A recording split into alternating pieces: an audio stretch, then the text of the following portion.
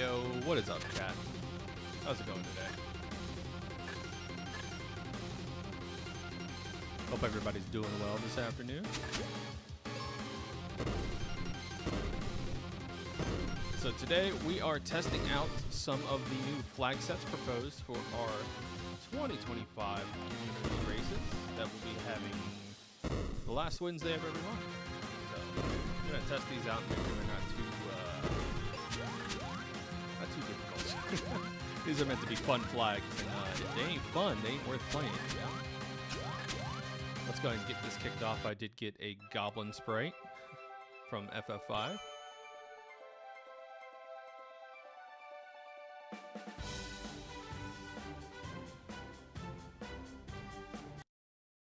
And really quick before we start, let's go over these sets. What are these flags? What are we rocking today? So, we're doing expert logic with vanilla chests, locations, and vanilla or prioritized battlefields. NPCs are excluded, so it's going to be all the vanilla check locations, but there's also going to be about, I want to say 6 to 10, I can't remember the exact amount off my head, 6 to 10 checks that are no longer going to be tied to NPCs. So like partner checks are not going to be available. The big partners will give out consumables instead of key items. Venus key checks will also be excluded because those are coded to be NPCs. What you would get from Spencer, what you would get from Aaron, all those have been excluded. We're doing Save the Crystals. Enemy scaling is standard enemies are 50 to 150%. Boss scaling is just flat 100%. We're having an enemy attack script shuffle. So what that means is all the standard enemy attack scripts are in the game, but they've been shuffled amongst each other. So someone out there has the Dark King script, whether that's a random treant or one of the other bosses, someone has that attack script. Enemy density is set to 75%, which is a little higher than we normally do. And progressive formations are set by regions. Doom Castle shortcut is turned on when you have Boss Rush turned on for today. Overworld Shuffle is turned on, no Crush Shuffle. The big thing that we have here is in the companion selection. You have one random starting companion, and they are your only partner for the entire run. For this seed, I have rolled Phoebe, and we are doing Quest Extended, so I'd have to clear 4 objectives. To level her up, I have to clear 4 battlefields, defeat Minotaur, save the Crystal Water, and defeat Doulahan. Everybody else is a moot point, and since NPC checks are turned off, I really don't have to do partner checks unless I just don't even have to do any of them. Yeah, Kaylee doesn't gate anything besides items. So, and then Spellbook Extended, so not shuffled. Leveling curve is at 2.5%, and battlefields are set to 1 battle, and they're shuffled. So you'll see the custom sprites on the screen. For those not familiar, if a battlefield's blue, it gives an item. If it's gray, it gives XP.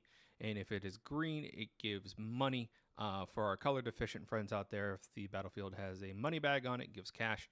If it has a chest icon on it, it gives an item. And if it's the vanilla X's with the swords, that gives XP. So with all that being said, I know a lot of exposition to get started, but I want to make sure people know what I'm running today. Let's get started in 3, 2, 1, go. Bomb start with Phoebe, always great. Volcano, and we'll check this location.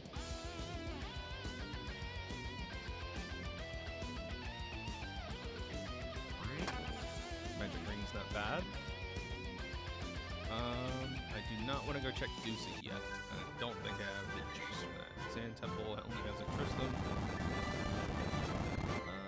Let's do some cash shopping.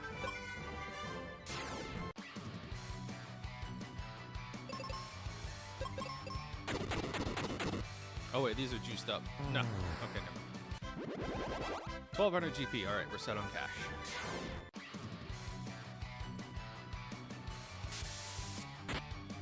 Owie.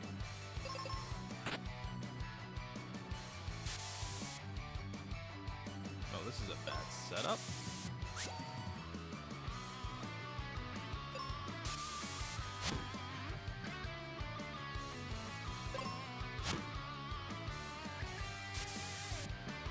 If I can get a turn 1 without Phoebe getting paralyzed, I think we're good.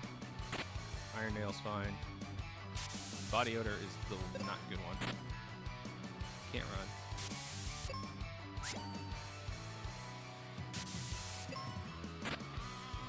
Just kill me. There we go.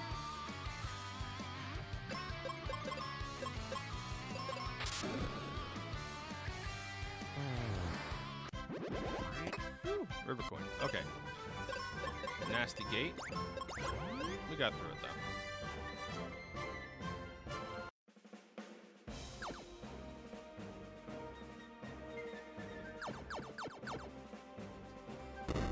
And since this is all vanilla chests, I know exactly what to go for here, and I don't have to worry about bringing Tristram here, or even sending him here.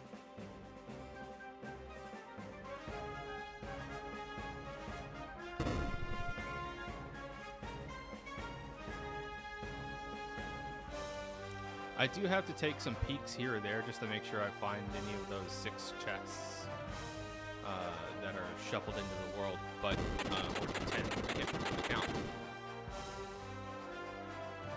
But aside from peeking, there really isn't much else I have to do. Should probably peek the side chests.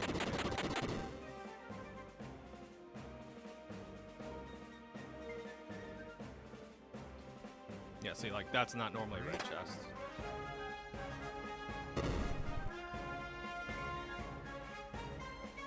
When I go to kill Medusa later, I will peek those locations too. Oh, hi, there's someone just hanging out in here.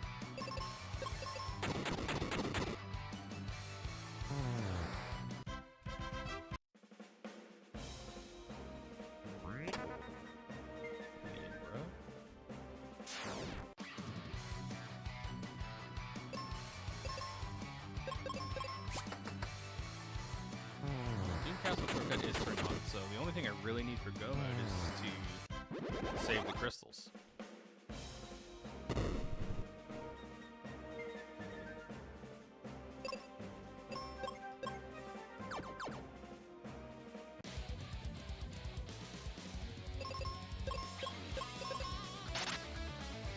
Owie.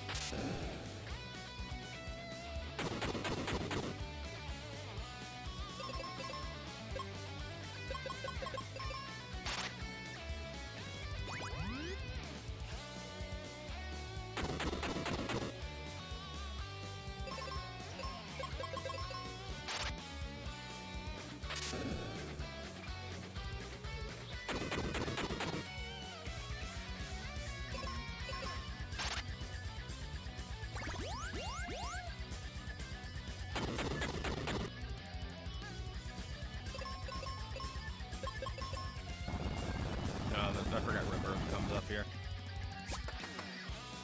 But hopefully we can push through this. Yeah, there we go.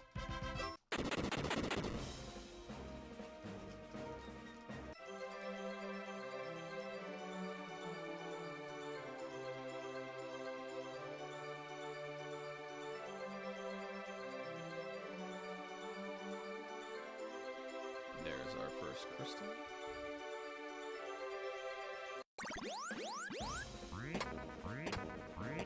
Megas. Heck yeah. Quake I would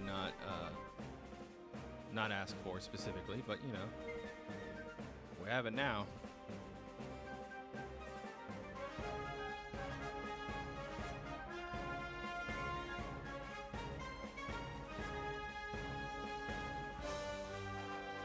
All in all, pretty quick checks.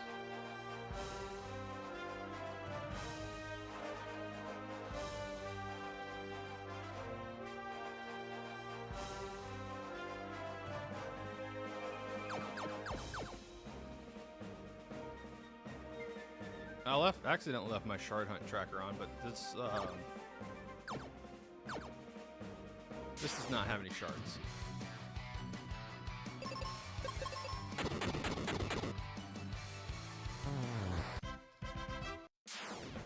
I already have 2 battlefields cleared. I could go and clear that XP battlefield and get 1 step closer to leveling up Phoebe. Yeah, let's clear all these out. Or at least try to. Now that we have megas, this should be a much safer proposition. Oh. I see. Simply duplicate yourself.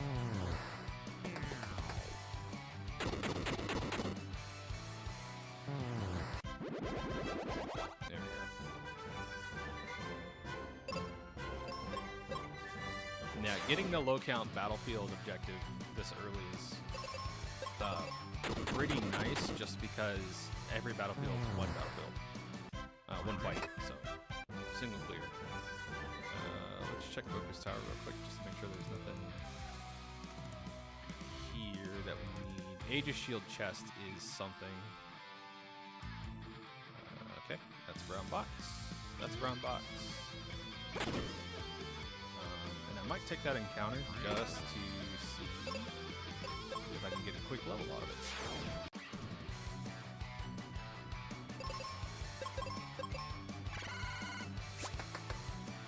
No. Hate to see the miss.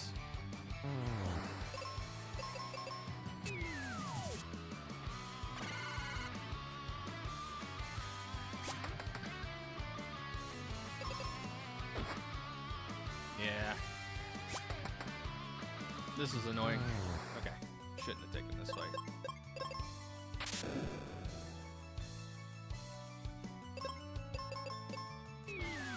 Yep, I knew that was all I was gonna need.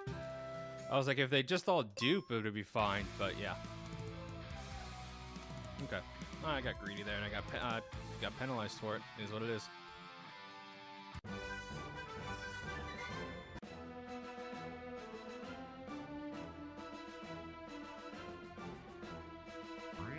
Oh, Dragon Claw. Okay. I see we have rolled a baby seed for babies.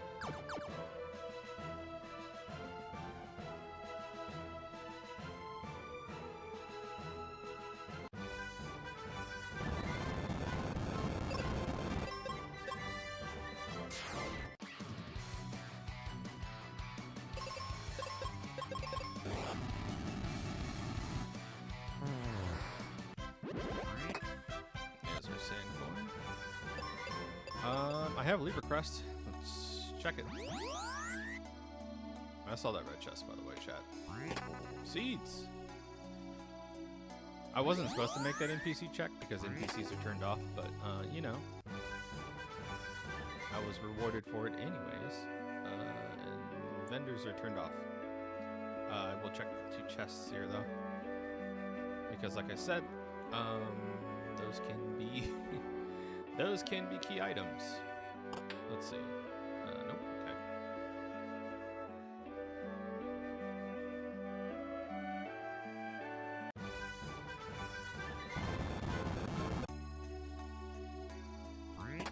There's their immediate shield upgrade. I don't believe progressive seeds are turned on. P-Tower's in logic. I don't know if I want to fight the jerk bird now, and I actually can't. I can't trap him. I can check what floor he's on though, and I can do a full clear of his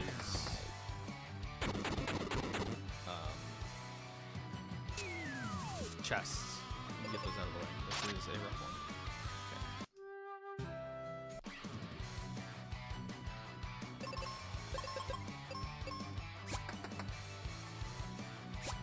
The damage coming out. There we go.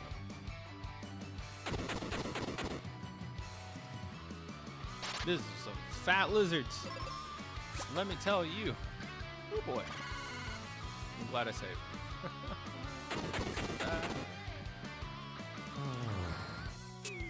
I'll try this one more time.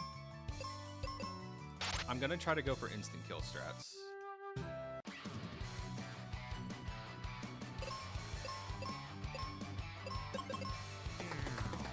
Ow. Okay. Or just die.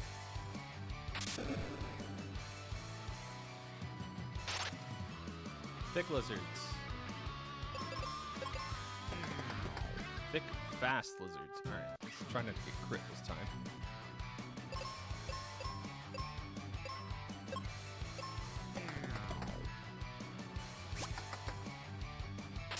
I need to top up. I'm being dumb about this. Alright, cool. Gonna run? Nope.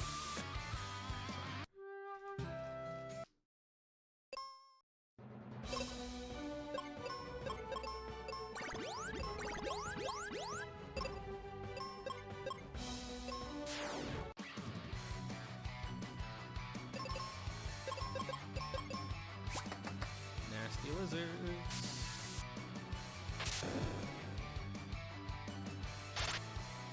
There we go.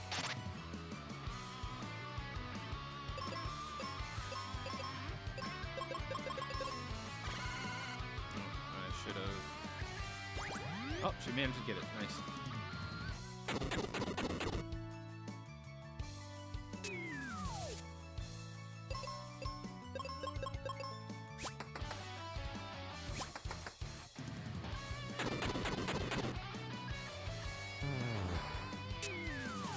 Gatekeeping lizards, man. There, got through it. That was rough. Alright, not on floor 1. Nothing on floor 3. Ninjas.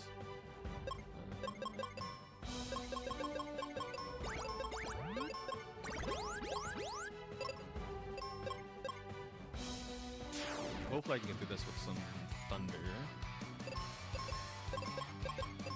Ninjas are weak to wind, and thunder in this game is just wind and water element at the same time. So it'll flag one or the other weakness. Yeah. Okay, cool.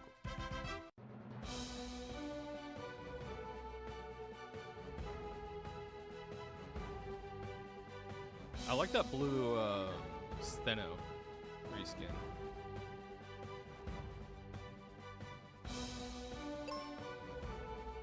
I've always liked how the sprites are forced to take on the palettes of the enemies present at said location.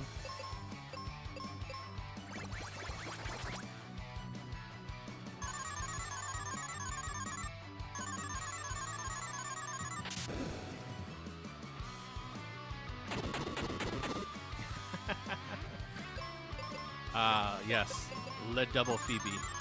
Always nice to roll. I mean, I really do think Ham is working out a viable way to make partners have new sprites. It's just going to take a little bit of time. That's all.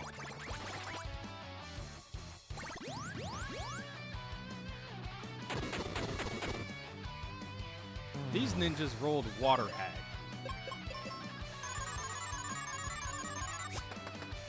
As it should be. As all things should be run. Double Phoebe has all of her weapons. Let's see. Of course, Jerkbird has something behind him. That's not going to change. Mummies. Do I have anything for mummies?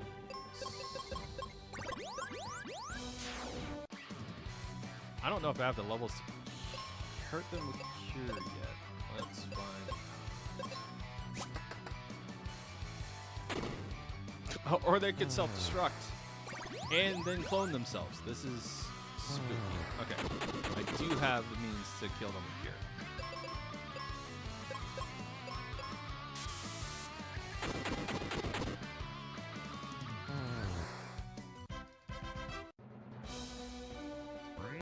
Cupid Locket is a great find. I would like a heal potion pot, just one.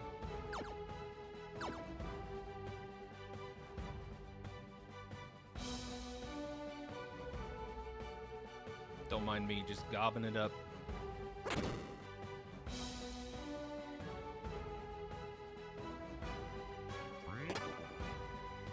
Jumbos? That's not what I asked for. Alright, he's on floor 5.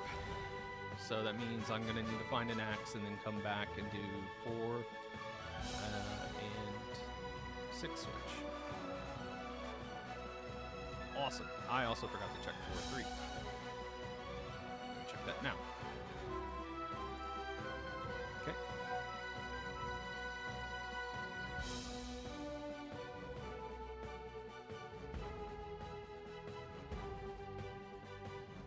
So many enemies. You forget how dense this game is with enemy encounters until you turn the density up a little bit higher than higher than 50%.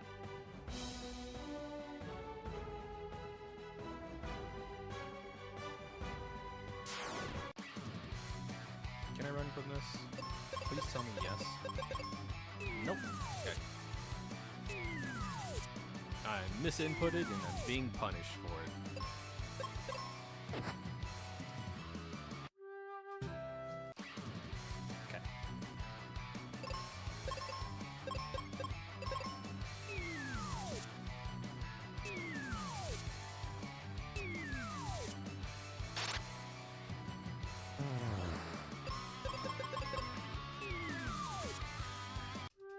These... Okay, they rolled slime.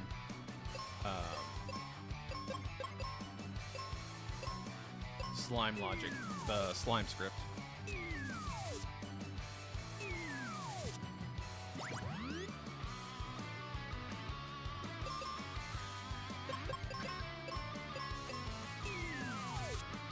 Why is it crit? Ow.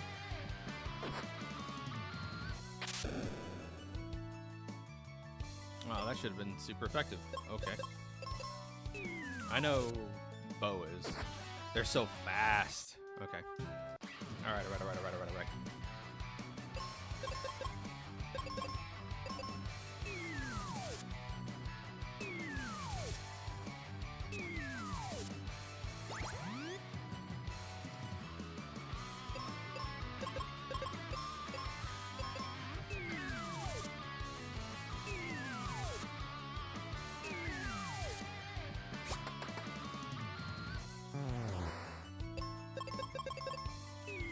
Take a triage turn.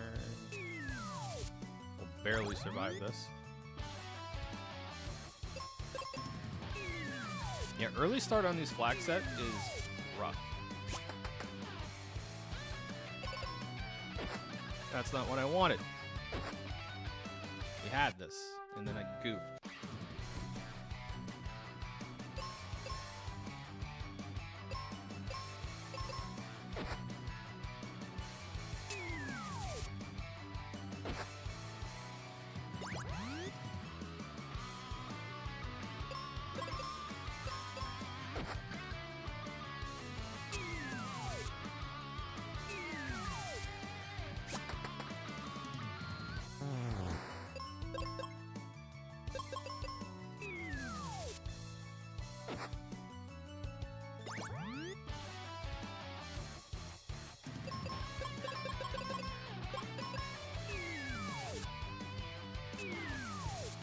Needed that party member safety net. Nice miss.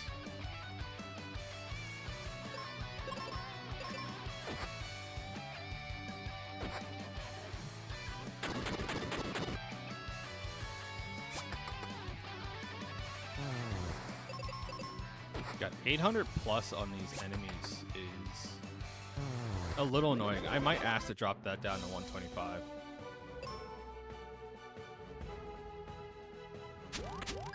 Because especially for how dense this location is, it's, or just the locations and how dense they're going to be in general, that's just, I don't know, it's a little too much.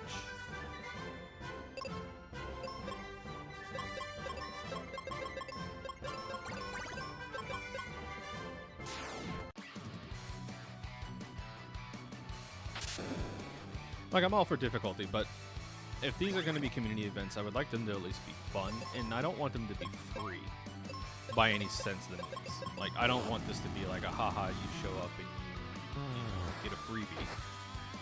But at the same time, I don't want it to be needlessly annoying. Some of these mob fights are kind of being needlessly annoying.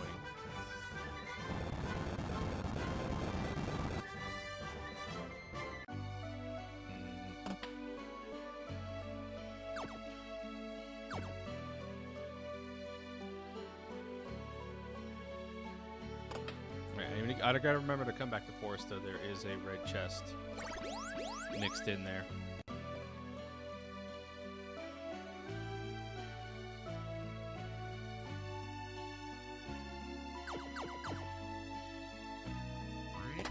Hey, True Wither. Normally I would not need to do Kaylee flags at all, but because Minotaur is one of my objectives, I will go do that. Alright. So, Kaylee's mom is off somewhere in the world. Now, thankfully, once I defeat Minotaur, I don't really have to do anything else with that, and it doesn't look like level 4's got mixed into the Aquaria Frozen section, so I don't have to find Wake Water yet. We'll see how that rolls.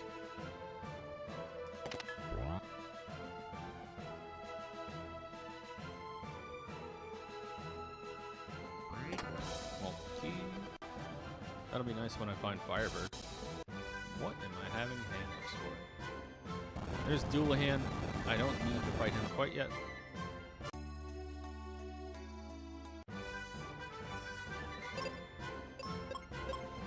This one could be rough. I still need a sword. I can't do Ice Pyramid yet.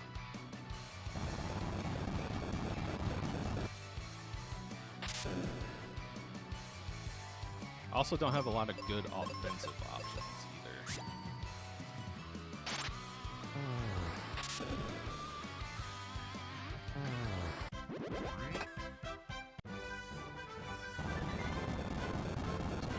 Cage. Check you.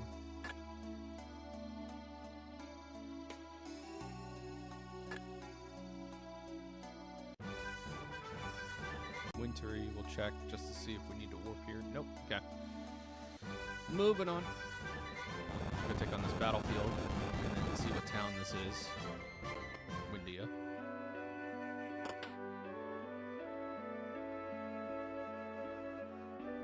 Don't have Thunder Rock yet, so I can't do Rainbow Road.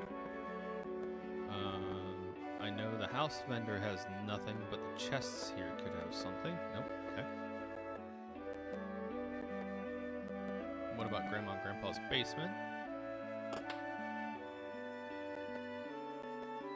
No, but we'll raid it anyways. Heal potions are nice to have right now.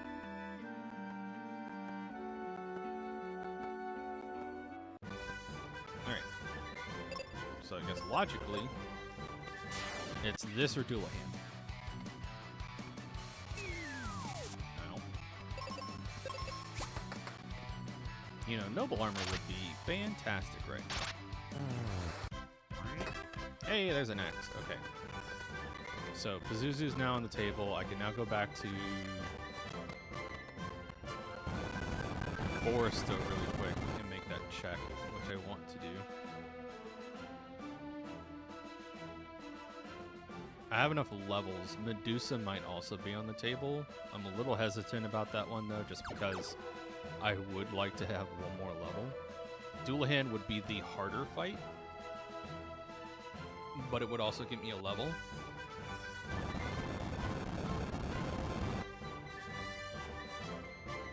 And as much as I would love to go fight Minotaur and call it a day, I don't,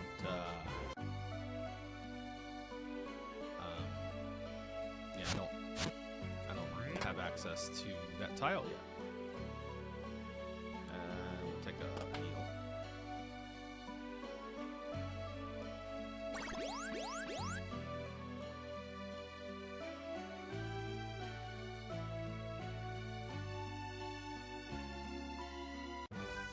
So, a couple tough fights ahead.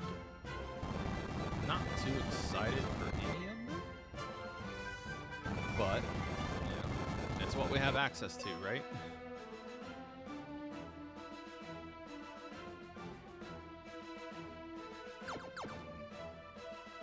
Jerkbird is a solo fight. It does hit harder, though. Yeah, let's do Mount Gale. I'll probably regret this later.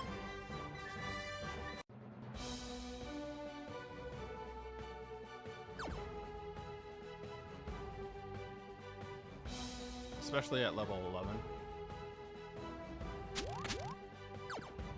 The big reason I don't like doing Mount Gale, and why a lot of people don't like fighting Doulahan, is one, he's got a lot of HP. Guy is stacked. But two, he has ads with them, and they're endgame ads. So he has two vampires flanking him, and it's a pretty rough fight, all things considered. All right, topped up, yeah, might as well.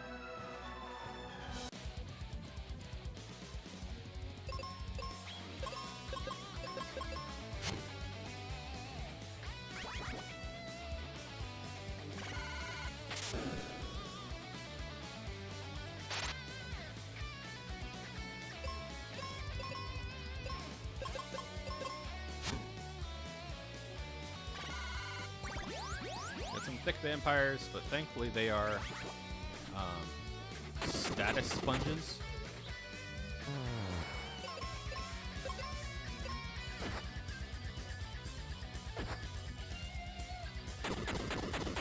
That's rough. What is this vampire made out of? Alright, let's try it again.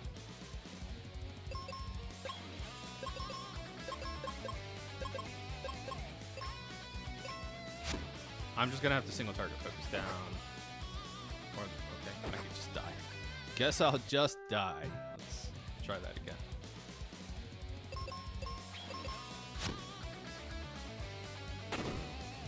Okay. Well, now I know how much HP they have. They have 1,000.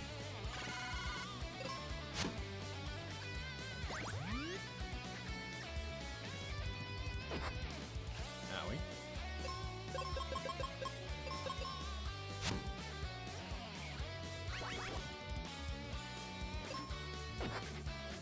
Oof. Alright, and they have the paralyzed status effect? Okay. I need to get a petrify off on one of these guys. Ow.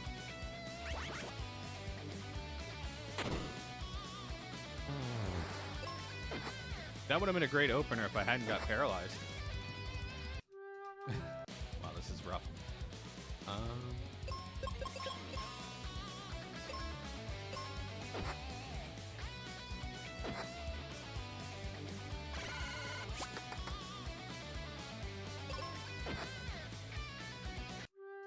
Alright, I'll try this one more time. I'm going to set it to auto and then see if I could just fish out some self-destructs.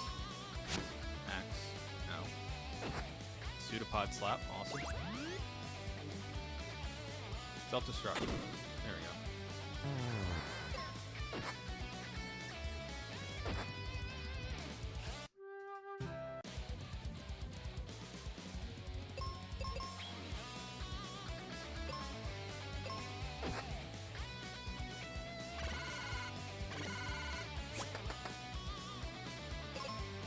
I'm gonna have to find some firepower somewhere. Yeah, Pazuzu might actually be the better fight here. I am gonna go grab exit again.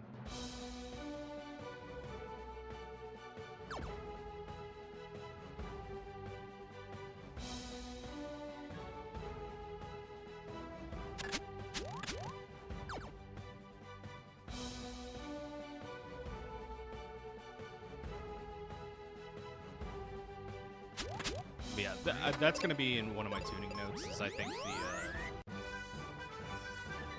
the other monsters need to be tuned, like the non-boss monsters.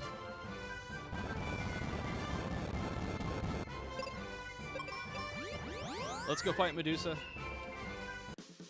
This is hopefully a better fight for us.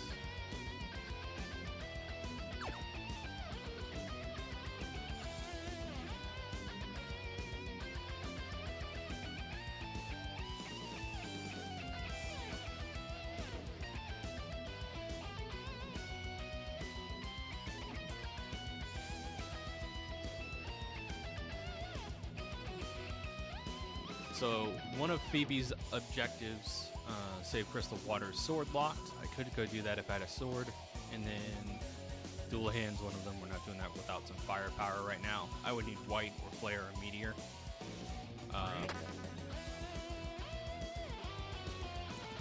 And yeah, I can't do Minotaur because that is Sun Coin locked.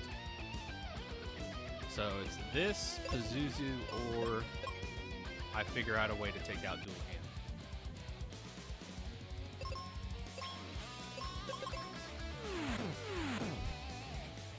No, that's annoying.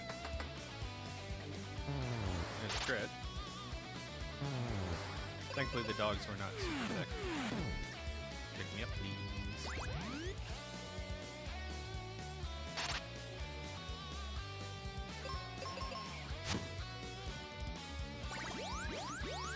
Thank you. 592. Okay. Bombs are going to be the most consistent one. They'll hit every time, too. I don't have insomnia yet.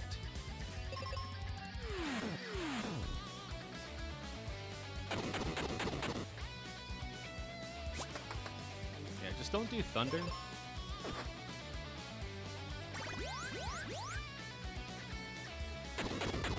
So it looks like we can autopilot this one. This one's not so bad. Hopefully when she gets down to low percent, she doesn't do the waterfall desperation attack. We'll see. But yeah, being able to leave this on auto, I have enough XP. I mean, I have enough levels and HP to live through all this stuff. It does have desperation, so it's going to make this even slower. Now we.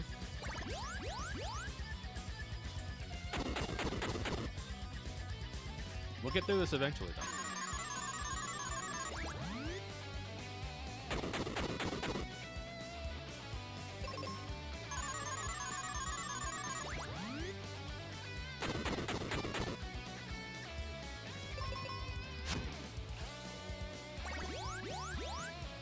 I could probably switch back to double offense this last turn. Oh, or not. Cool. Venus Key. This is a useless item because NPCs can't have key items. Yeah. Venus Key is coded as NPC. Alright, let's go try to take out Jerkbird. Maybe we get a couple more levels on Ben before we do that.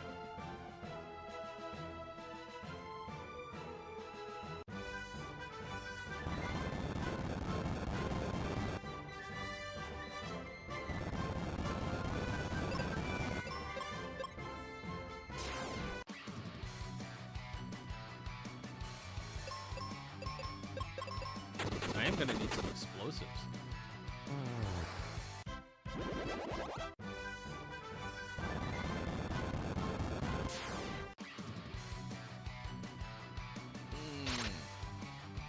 Self-destruct vampire is awesome.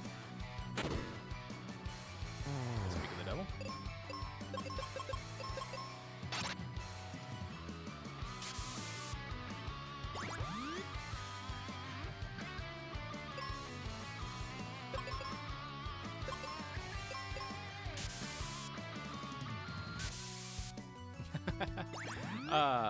Lucavi, we're continuing our monthly kind of streams and showcases, but now we're making them community races. So the last Wednesday of every month, you can go to the FFMQR Rando Discord, and you can sign up for the role, and we'll ping everybody, and you can participate either on stream or off stream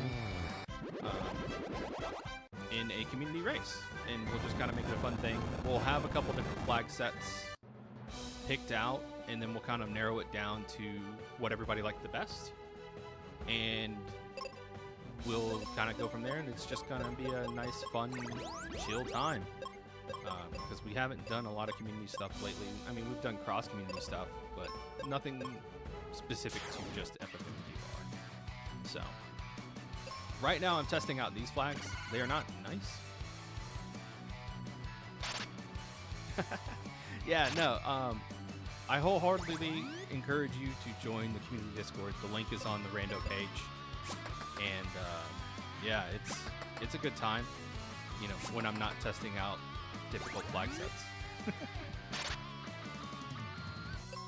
What is with these thick lizards?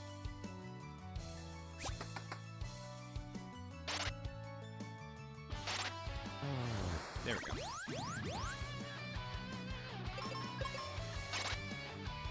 I'm getting smacked by branches and dying. Good crit. But yeah, this is one of the flag sets we're testing out right now. I think one of the big things that needs to be adjusted is the normal enemy stat scaling, because it's pushed all the way up to like 150. Yeah, 50 to 150%, and a lot of enemies are rolling 150 instead of just 50. So it's been a bit of an uphill battle.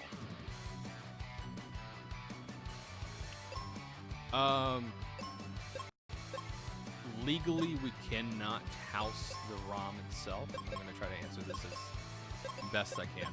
However, if you were to either request a link or maybe ask for a location to procure one lawfully, the community might be able to point you in the right direction.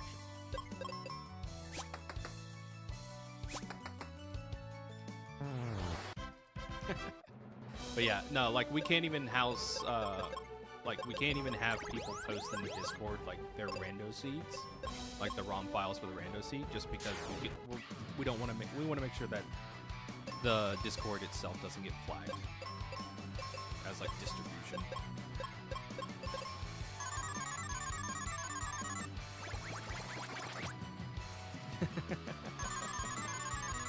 There you go. That's how you do it. I'm being stingy with bombs because I'm trying to get some brown boxes to get some explosives. Because right now they're my most consistent and highest means of damage. Like Giant's Axe is not cutting it right now. Haha. And this is also a little bit of you know, leveling up. I'm about to take down Pazuzu. I need some levels.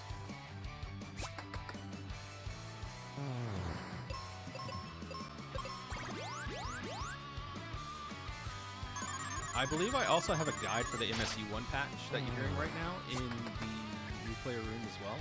I maintain the new player room in the Discord, so there's a lot of documentation on how to do things. That being said, I do plan on trying to make YouTube videos for how to do things as well for the community to use. Not just limited to creating a seed because there's a video up for that, but like how to do the little things and like visual tutorials on what some of the settings do. Because the tooltips are great, but in my professional capacity outside of YouTube, like what I was doing for work as a knowledge manager, I learned that people are not just visual learners. A lot of people are audio visual, which means videos are the best method that they learn with. A lot of other folks are kinesthetic learners, which means they learn by doing. And being able to follow along with a video to do that kind of stuff helps immensely. So that's why I want to go through and start making video tutorials for some of this stuff. And that way it just kind of helps everybody. So like if you're curious about how to do a glitch. So anybody who's watched my channel has heard me talk about seed duping a billion times. But having a video guide that kind of walks people through the steps, besides me just kind of flying through it at Mach 5, I think would be great. There's some videos that other people have already done. So like there's a couple other content creators who have done videos on how to do Jin Skim, where you empty out your mega grenades and then use the animation from the lift to skip Jin. That's all been documented before, so I don't want to step on anybody else's toes, but I'll try to fill in the gaps for you.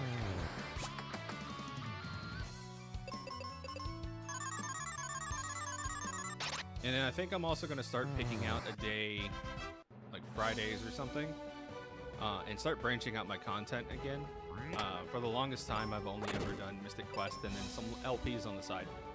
So like Twilight Princess and some other games I've been interested in, Hi-Fi Rush, things like that.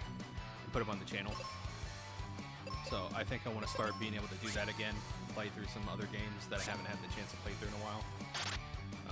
The first one coming up is probably going to be Legaia 2, just because I love that game.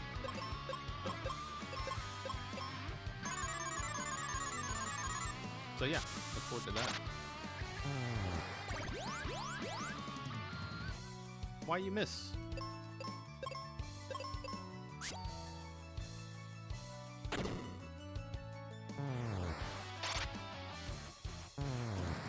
Yeah, I had my mic turned down a little bit. Hopefully that's a little bit better, chat.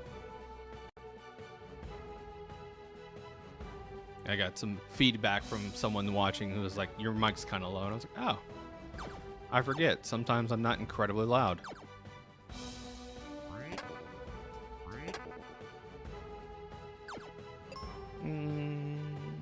Will 27 bombs be enough?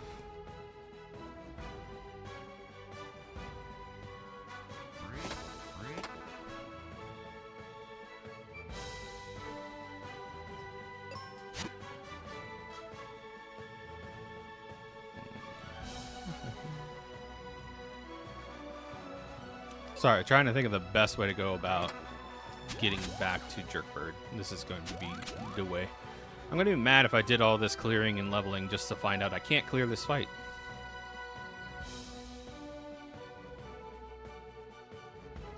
Let me see if I can grind out some seeds really quick. I should be high enough level to run from this encounter. Nope.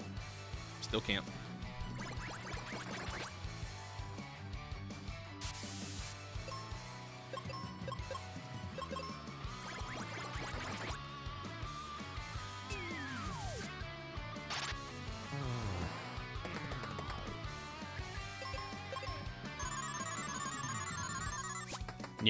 Yeah, I'm sure other seeds have not had this bad of enemy tuning, but I am just getting awful luck here. I'll have to do another seed after this to kind of take a sample size. What is happening?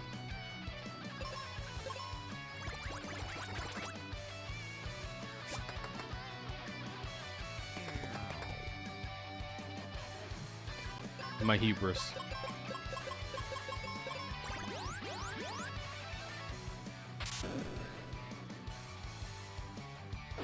Yep. Okay. Yep. So we're just gonna have to deal with the 4 seeds we have. Thankfully, Jerkbird's weak to bow.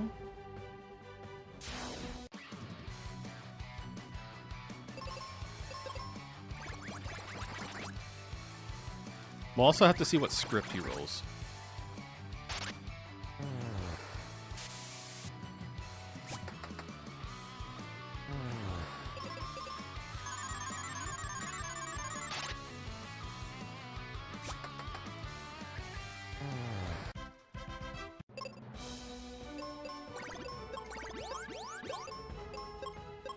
Need a win in my column though, man. It's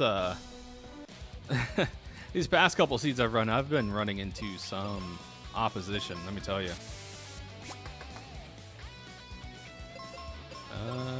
625, let's see how much we do with the bow. Okay, yeah. Bow shots are gonna be better for us.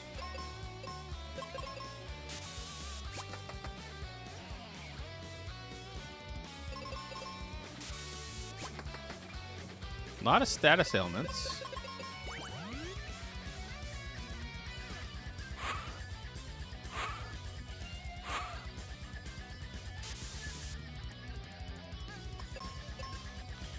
So right now our main developer has decided who gets what spells. If you're talking about the enemies and what attacks and stuff they get, the Enemizer...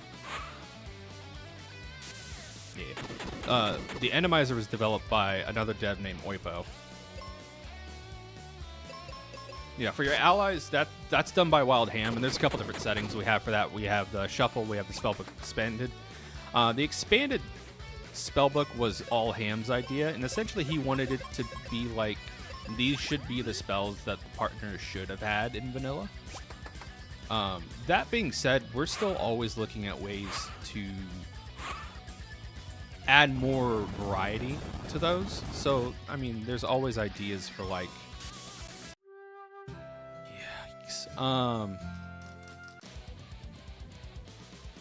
other settings for changing up your partners. Yeah. I think we got Skullosaurus Rex. I might be wrong.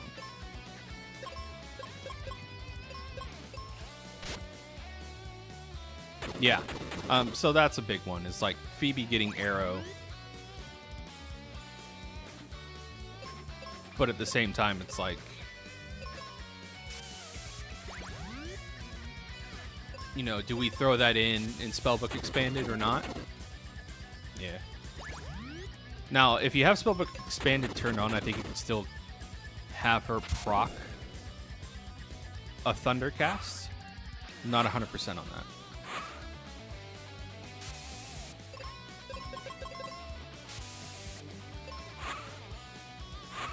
Well, this is awful. Ah. No. Damn it. Yeah, Thunder's bad. We've also talked about rescaling the black spells and the wizard spells. Thunder should not be as bad as it is. Neither should Quake.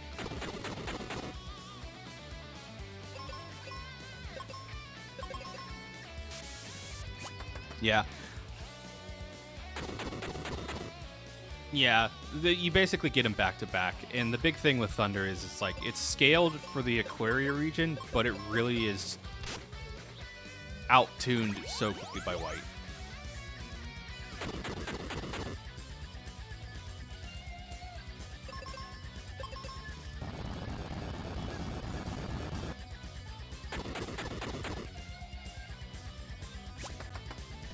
Chat, tell me whose script this got shoveled into.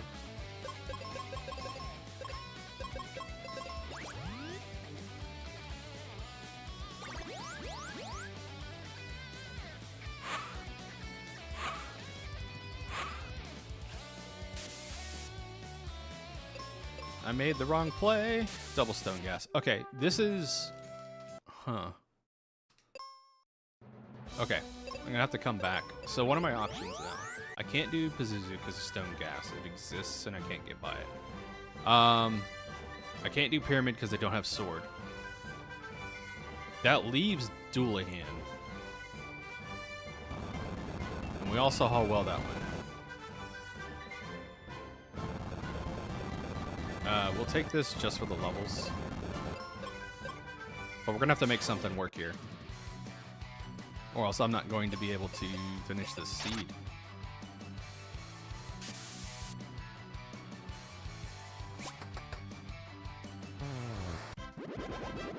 Alright, level 17. We got the level up glitch. Let's go. Let's see if we could take out Doulahan with these updated levels.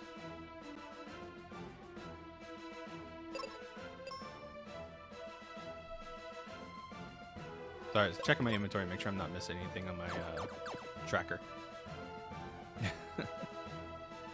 It's okay though. You roll seeds like these from time to time. This is bad. I'm gonna...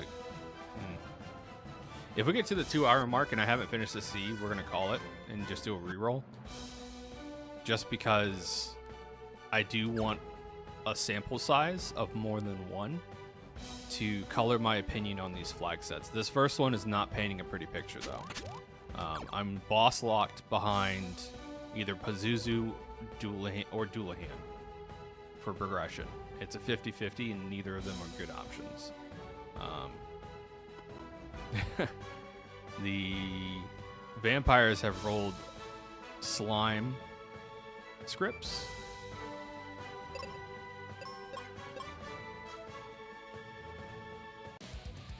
So they will self-destruct. I do have more defense, though.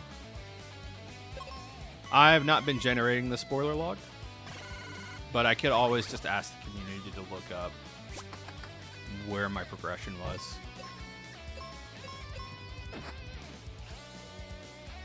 I could ping Wild Ham and be like, hey.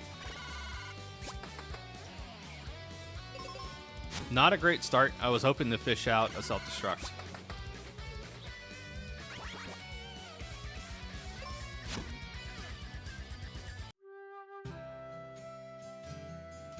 Alright, let's see. Yeah, we'll do this way.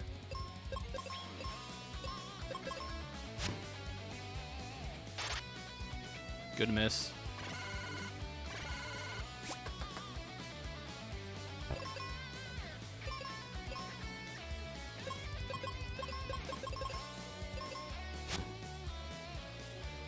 Yeah, the curiosity gets to you sometimes. You're just like, I want to know. I want to know where it was. I understand that completely. So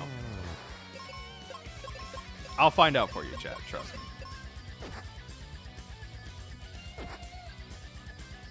Oof, that's a wipe. I'm not gonna be able to outspeed. Yep. Let me see if I can paralyze this jerk.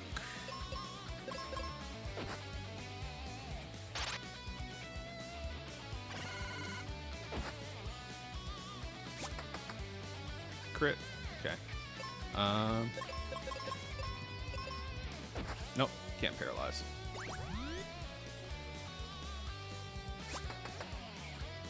Nice crit, though.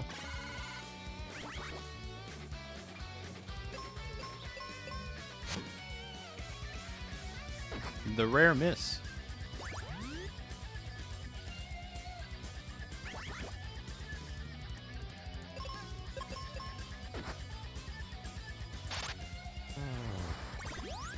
The big thing getting me are these vampires on the side. Every time. So now that it's just me and the boss, I might be able to mitt this damage. For those not savvy or familiar with the terminology, mitt means mitigate. We'll see if I have enough white spell charges.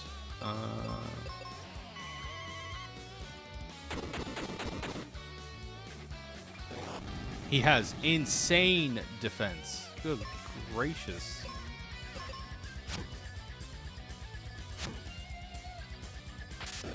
Or at least bombs are just not doing damage to him. So we're just going to have to keep asking him questions, chat. His magic defense is really high, that's what it is.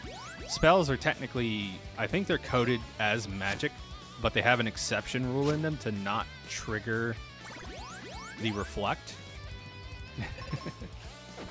So we're going to get through this like we did Medusa. Shit. I say, as I somehow let Phoebe die. Let me check her spells really quick. She has no charges. Awesome.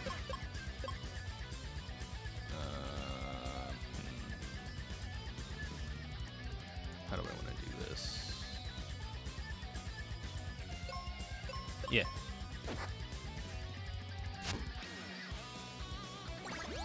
Alright, and then we do this.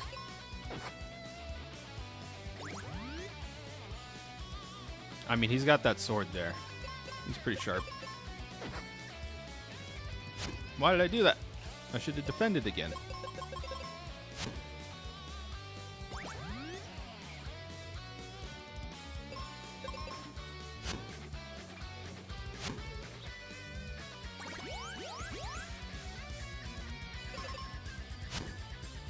I know why they're doing less damage. I'm dumb. Okay, so the reason bombs are doing so little damage isn't because he has magic resist. It's because one of the vampires self-destructed. The other one got killed by petrification. They're both instant death statuses. And because of that, bomb damage is still being calculated like it's hitting 3 targets when it's only hitting 1. I was like, I've seen this happen before, and I remember the explanation vaguely. But that's why. So that's why my bombs are only doing like 200-something damage. Mystery solved. Just like I think we've solved Dueling Hand here.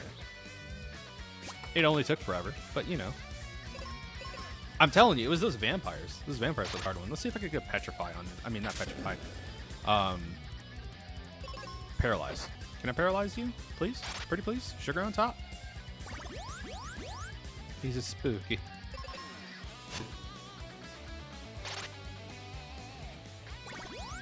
Love to see that crit on Claw. Nah, we're just going to go back to damage. Ow. A lot of axes flying around in this fight. He's axing me. I'm axing him. Why? Thankfully, I don't know why Phoebe's so dang slow. At least we're going to get a level up out of this, and we'll get white. So this might be the play. So if we can defeat this fight, we'll get white on Phoebe. She gets it at level 23 in these flag sets. Well, not a flag set, but just a seed. We'll go back and we'll white Jerkbird to death, and hopefully between that we'll do Madam President strats. We'll dupe some seeds and we'll juice her up. What do we get? What do we get? What do we get? What do we get? Sword. Okay. That's actually good. So I'm glad we got that sword. Because that... Why it lag? So now we can dive Pyramid.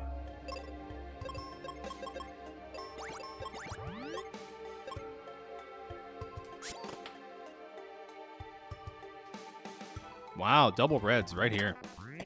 Noble armor. That's a nice upgrade.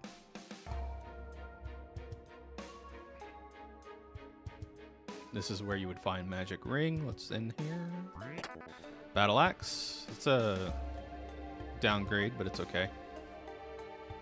All right, and now we're peak routing all the way down to Golem. This will be a nice change of pace. So now I can start duping seeds. No!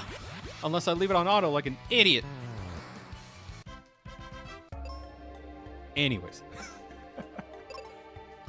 Okay. Moot point. No seeds were harmed in the fighting of that enemy. I gotta go back real quick. Thankfully, we have powerful Phoebe now. She has white, so now she's powerful Phoebe. Yo, what is process hanging? Charm Claw's a downgrade, but it's okay.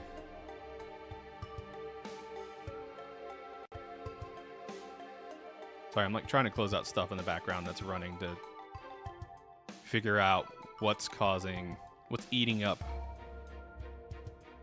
my processing speed. Because BizHawk should not be taking up that many resources. Let's be real. BizHawk's the emulator I use when I'm not playing on a flash cart, and it should not be as heavy as this.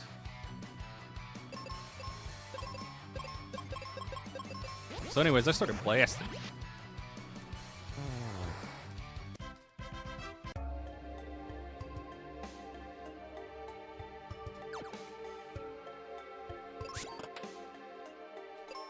I think we've made it over the hump, chat. So, essentially, the first hour of the seed, which I can't believe it's been an hour, has been an uphill battle with no firepower and limited resources. But now that we have Phoebe with a white, we've now crest over the hump and can now start making progress at a pretty smooth rate. We still don't have any firepower on Ben. I don't have arrow or any of my wizard spells. Not that I want thunder, but just as an example, I don't have any of those.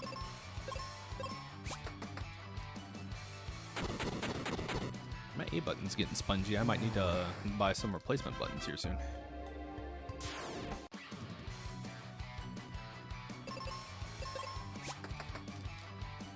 My shoulder button's getting a little squishy too. It's not making it click. So I might just need to come in and open up this controller and fix it up a little bit. Okay, I do need to go left side. There's another red chest there. God bless America, I hate bumping into enemies. Like, if I had Magic Mirror, I would see these enemies and they wouldn't be a problem. But for some reason in my stupid ape brain, whenever I bump into an invisible enemy in Ice Pyramid, when I don't have Magic Mirror, I get irrationally angry. Like, I just get mad. It's like, how dare you be invisible and right there? It makes me big mad, chat. Alright, well, we're just gonna... There we go. Juice her up. Because I am not script shuffle. I don't want to fight anything with script shuffling. We've done our time. We've done our hour of pain. I still can't... I genuinely... I seriously thought we were going to die. Like, I thought we were going to wipe on that last dual hand attempt. I did not think we were going to make it through it. I was resigned to die, and then for some reason RNG was like, no, you live today. I was like, okay. 75%. I hate this density. It's so dense. It's insane how much 25% extra enemies in here causes clutter in some of these dungeons.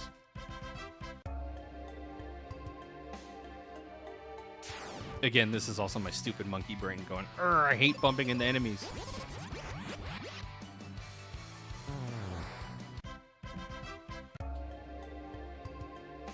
Make sure you hydrate, chat.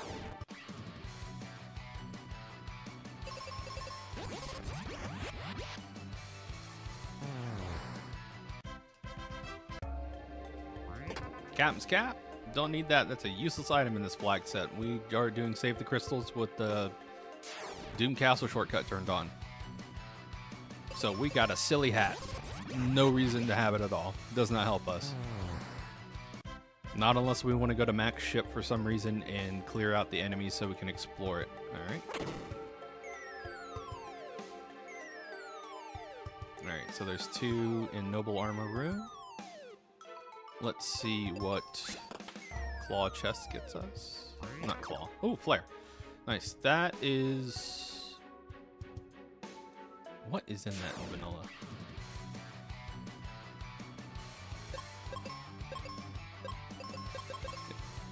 That's not Noble Armor, is it, chat? No. Is it? I'm trying to remember what the heck is in that chest in vanilla. And for some reason, my brain is blanking. Is it? No, it's Night Sword. That's what it is. Yeah, Night Sword's in that chest, I believe. I could be wrong. Yeah, thank you for the follow-up. Appreciate you, Ron.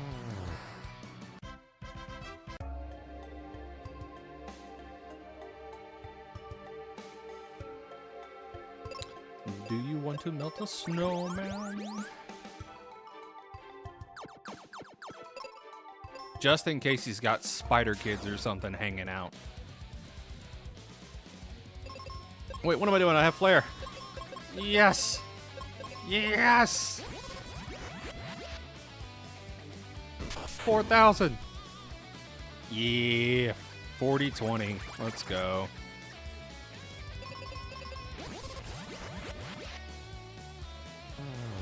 Alright, this is level 34, Phoebe. God, and only my second crystal. Okay, well, if this doesn't give me any way... If this doesn't give me Sun Coin or at least a Warp Crest to...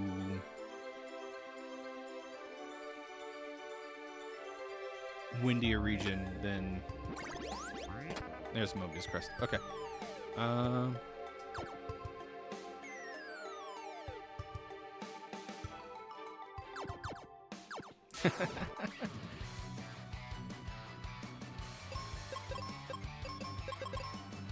Yeah, he wasn't exactly happy to see me. Ah, you jerk. There's Sun Coin. I hate it. Hate it when Magic Mirror is in Ice Pyramid, especially in the last section of it. It's such a bad troll. It's like, wow, really? Yeah, the womp womp womp. Yeah. You hate to see it. Apollo Helmet. Love to see it. I know how fire resists. He is. The Dark King is making his place, chat. We'll see what his true form is today. I wonder if anyone ever finished that Mark's sprite for him that I requested. So, anybody familiar with Kirby, I did request our wonderful, wonderful, wonderful spriting team to make a Dark King true form of Mark's from Kirby Superstar, the little jester enemy. And I wanted his little cutie jester form to be phase 3, and then for phase 4, I wanted it to be, you know, Death Marks with the big bat wings and everything. So we'll see if that got added eventually. I'll have to ask. I finally realized who the giant skeleton robot was from. He's from Contra. I for some reason was not putting 2 and 2 together on that, even though I've played Contra.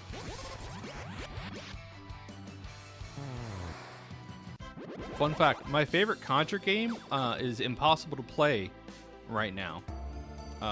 My favorite Contra game of all time is the Xbox Live Arcade game Hardcore Uprising, which was a Contra game by Arc System Works. Oh yeah, that is, I think Control XZ made that sprite. I'll have to check. You should be able to see who made the sprite when you roll in-game credits. So the spriters responsible for Dark King and your character sprite are credited in the in-game credits for the randomizer. I can't remember who made those though. We have a really long list. I think we have over 100 different sprites to choose from now. But yeah, a lot of the character sprites have a lot of charm and creativity added to them, which I think is wonderful.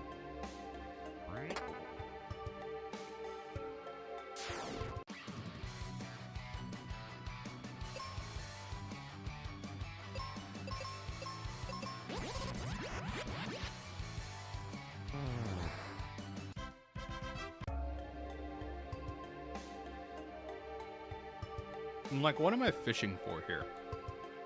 I'm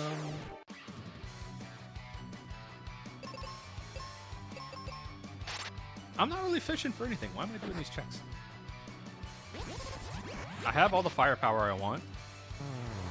I have all the weapons I need. I just need to go kill Pazuzu and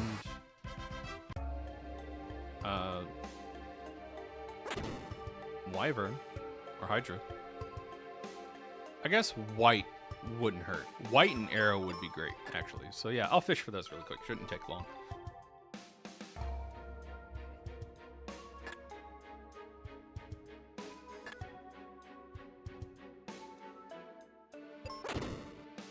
But yeah, when you roll credits in the randomizer, there's actually like a randomizer credits that roll.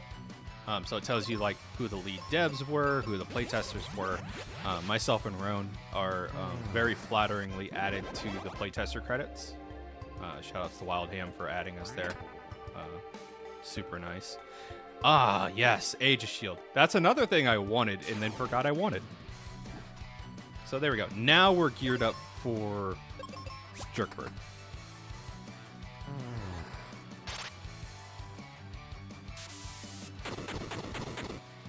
I think I have all the immunities I want now.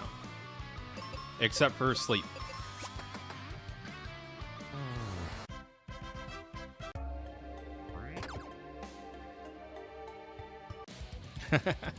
Yeah, Arrow, it's hilarious to me that Arrow is stronger than Thunder. And does one of the elements that Thunder inflicts. So Thunder inflicts water and wind damage, and there really aren't a lot of enemies that are weak to water damage. There's a couple in Lava Dome, specifically some of the lizards. Aside from that, though, there really aren't a lot. So Arrow is the better one. There's a live forest. I don't need to do that at all. Level forest, though, I will do really quick.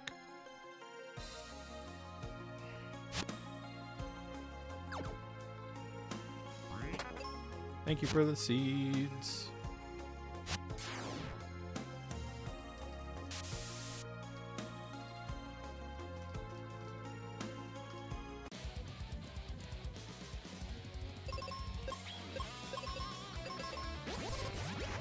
Blast him.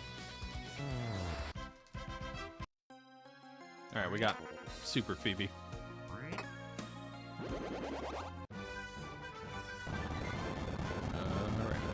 Let's see. Don't need to go here at all.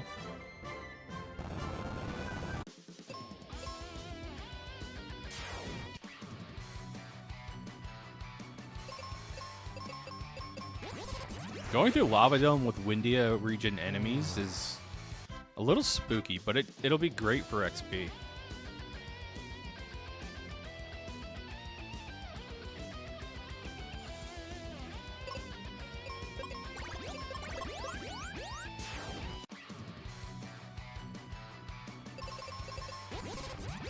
Yeah, now that I'm not getting ambushed at every turn, this is not so bad. This is still going to clock in like an hour and a half to hour 45, just because of how bad that start was.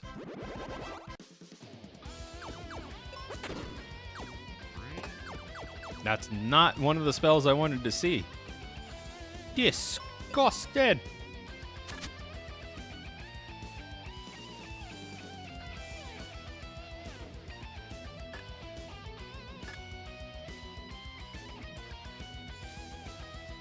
There's so many chimeras and skelly boys and stuff just hanging out, waiting to hurt me.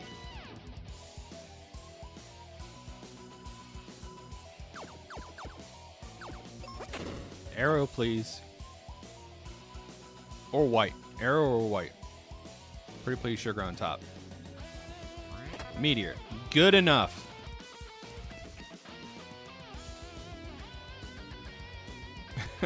No more searching for stuff. We're good enough. Meteor is one of those spells I would classify as good enough because it works on Wyvern and Hydra.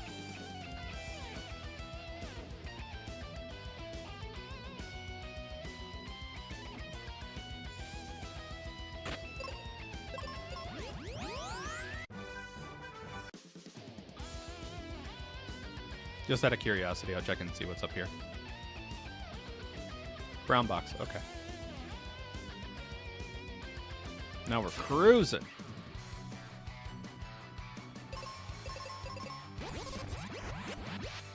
Refights, but we're doing boss rush. So it's a staircase straight through the refights to Dark King. We don't have to go through their floors. I don't think we've done a publicly hosted event where we've had to go through the floors in a long time. Just because everybody likes the boss fight staircase better. The funny thing is there are boxes next to each of the refights. There's like 2 chests next to each one. Yeah, it's great. The funny thing is we've gotten items like Wake Water or like Gemini Crest on that staircase up to Dark King, just because they're not really needed in Logic for that sea to be completed. Normal castle's fun to do from time to time, and it's nice to have the muscle memory for. Because especially Zuz's floor.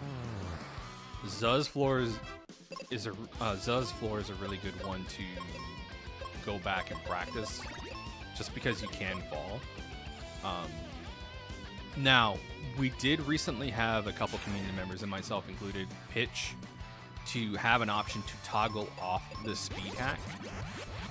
Just because we're finding that some of the newer players who don't necessarily want to play this competitively or like race with it have been having difficulties with the speed hack and going too fast, which I completely understand. If your muscle memory is tuned to vanilla speed, speed hack is like really hard to handle, especially on platforms that you can fall off of. So I 100% stand by it. I think it should be a toggle, and then, you know, it's like personal preference. You just toggle it on or off, and you go with it. Obviously, I would never toggle off the speed hack in a race setting, but you know, there are scenarios where I could see people like accessibility options. Like, let's say you have some sort of physical disability that does not play nice with the speed hack, but you still want to play the game. I think that's a perfectly reasonable reason to have that option be toggleable. That's the same reason why we made special sprites for all the battlefields. Because originally they were just color-coded. They were like the same little sword icons, but they were all color-coded green, red, and blue. I mean, green, gray, and blue. And then I was like, wait, if you're color deficient, literally all of those look the same. If you're blue-green color deficient, those are the same icons. I mean, they look the same to you.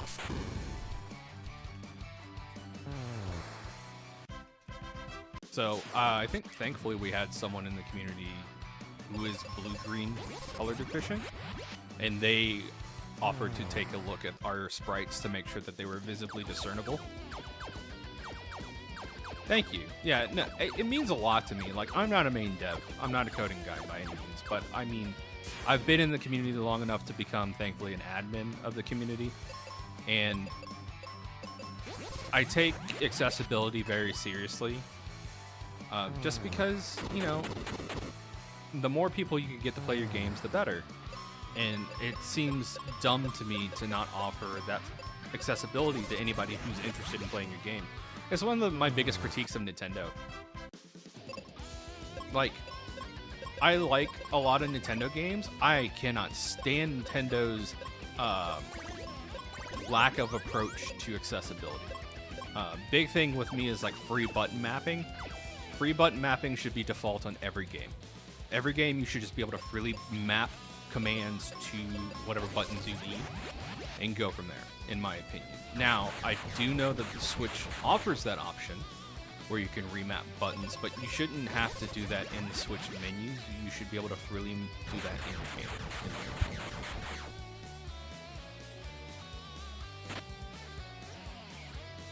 Let's hope Hydra's not mean. But yeah, I think accessibility really didn't get on the map for me until I saw a GDQ run of a one-armed speedrunner. I forget his name. Half Coordinated. And he did a run of Nier Automata. And it really kind of...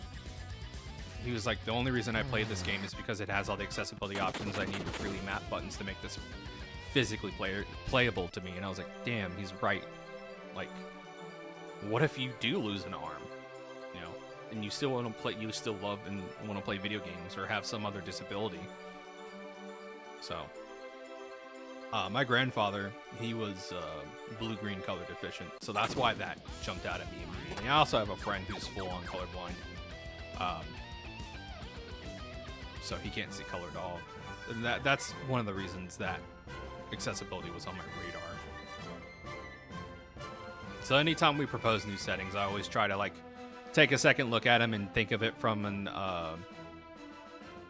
ablement perspective, and just making sure that everybody can use the settings.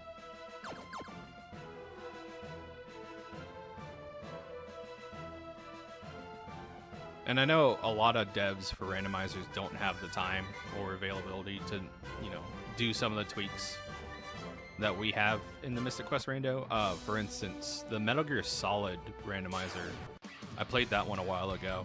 That has almost no customization options. It's just like a window, and you hit randomize, and it just randomizes everything in real time. My big rub with that one was, it's like, there's no customization options for the randomization, and there was no scaling. So I basically went through the entire game without any rations, which made it, for me, someone who hadn't played Metal Gear Solid in a long time, almost impossible. I got to like Sniper Wolf with like a pixel of health, and I was like, I have no rations. I can't. I'm just a scrub. I can't get through this. I have not played in a long time. So, you know, that sucked. But again, it's one of those things. It's like that dev probably just didn't have the time to extend that out, and hopefully that randomizer's gotten some love. I do really like checking out new randomizers and stuff like that. I want to try out the Legend of Zelda randomizer, like OG NES. One of the big reasons for that is back in November, my mom, she passed away. She lost her battle with bone cancer, and her favorite game of all time, and my dad's, was the NES Legend. They were literally playing that game when she went into labor with me. So, yeah, when I learned that, I've never had the time to really sit down and learn the game. I don't think I've ever actually beaten the OG. I've gotten pretty far, and then it just, like, for some reason I always peter out at the end. Like, I just don't feel like beating it. So I do want to sit down and play a full playthrough of the original Legend of Zelda, learn the game, learn where everything is, and then I want to take a crack at the randomizer. I think that'll be a really good time.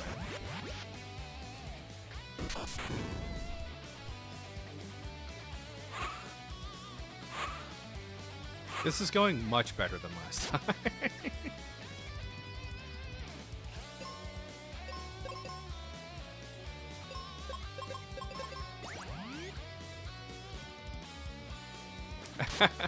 Yeah, me too. I have so my parents' cart, something happened to it, and it was something was janky with it, because they had like full clear saves on it, and then one day I went to go play the game, the full clear saves were there, and then I pressed the power button, like powered off, powered back on, and then all of a sudden the memory on the cart had cleared itself and wiped itself out. So all the saves were gone, and I was just like, what happened? And I told them what happened, and then at first they were a little frustrated, but they're like, I mean, you didn't do anything wrong. It's something happened to the card. So they're just like, well, we got to do it again.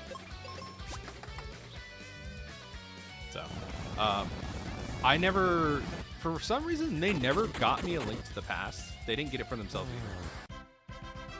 either. God. Yeah, Zelda 2 is interesting. I've picked it up a couple times, played like 30 minutes of it, never finished it. Oh, that's cute. Makabi, that's... Yeah. You look back and I was like, no, that's money. You could have fixed it. But yeah, I mean, that's very, very sentimental and sweet. But yeah, the first Zelda I ever got into was Ocarina of Time. For some reason, my parents never picked up A Link to the Past. Even though we had a SNES, we played the crap out of the SNES. Just never had A Link to the Past. So I first cut my teeth on a little bit of borrowing someone else's Game Boy to play Link's Awakening, and then Ocarina of Time was my first real beginning to end full completion of a Zelda game, and it kind of went from there. I mean, to this day, Majora's Mask is still my favorite Zelda of all time, and Link's Awakening is a close second. But yeah, I hope to play those randomizers in the future too. Specifically the Majora's Mask one. Wow. 10,000 HP. Gone in a flash.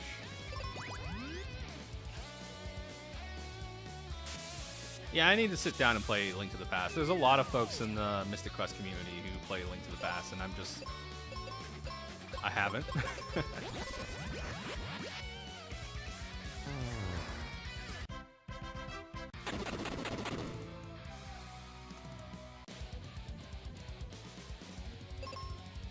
Alright, let's see how thick these dogs are. Oh, well, they have stone. That's scary.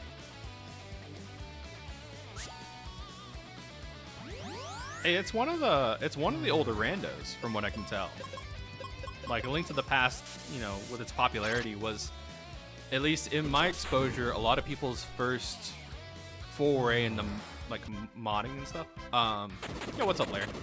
We are testing out some new community race flags. So we're gonna have a community race at the end of every month, the last Wednesday of every month.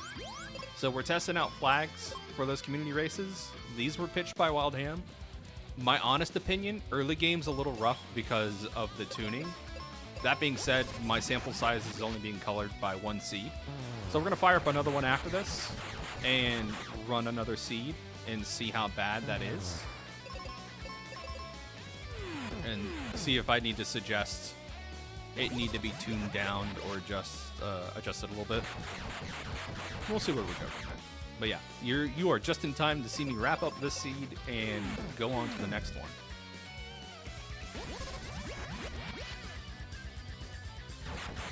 But yeah, I'm also, like I said, this is my second actual YouTube stream that's just completely just YouTube, no multi-screen.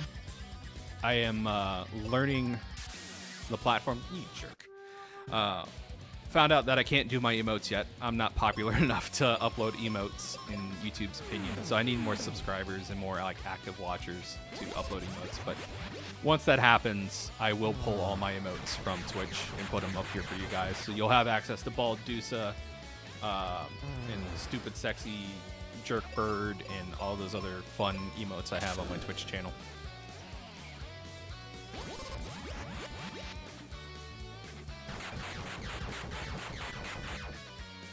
Oh yeah, no. Everybody's first time in Mystic Quest Randomizer is like, what is happening? And I love that feeling. I'll never get it again, but I love seeing people experience it for the first time. I don't know. I might go back to Twitch. We'll see. We'll see how YouTube pans out. This is just more convenient for the time. I just don't have time to edit my videos like I did before. To sit down and edit them in video editing software and kind of go from there. But Yeah, Larry, if you want, I don't know if you're already in the Discord, but if you aren't, if you join the community Discord, there is a new player room that's curated by me, but it's filled with information from a bunch of other community members. And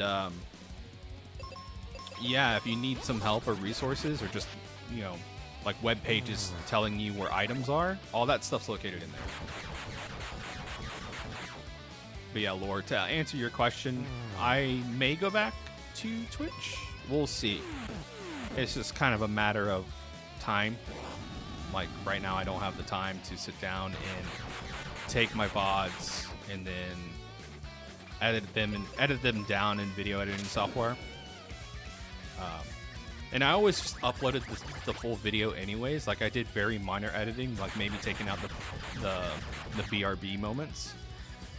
But YouTube has tools internally that I can use to do that kind of editing now. So we'll see.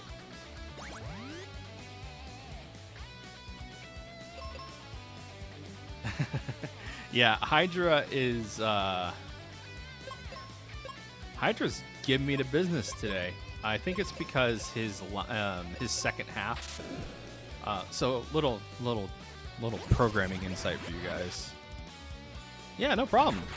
Happy to see you join it, and hopefully you enjoy all the stuff. That's where all of like our community stuff is announced, and when we do cross community collaborations with FFR and stuff, that's where everything gets posted.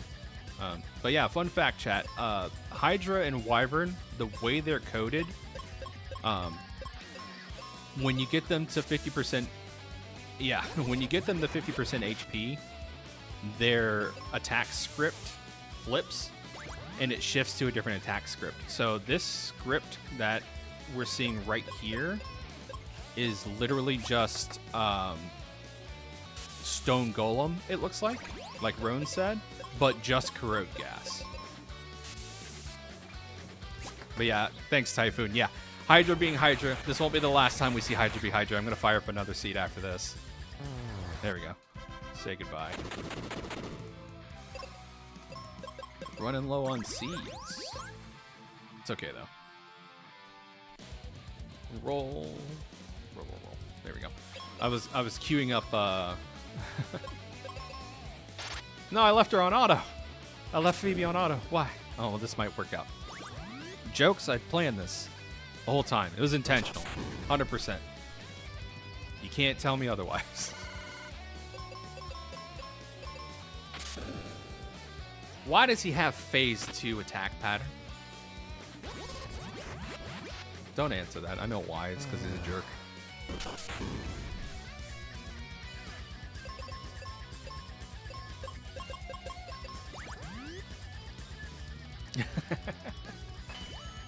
Yeah.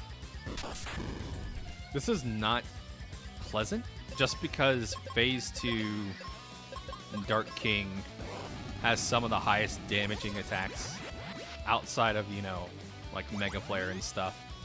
It's just consistently damaged. I'm not going to see any attacks fly out here that do less than 500 damage. So I'm in triage mode now. Yep, jerk burp.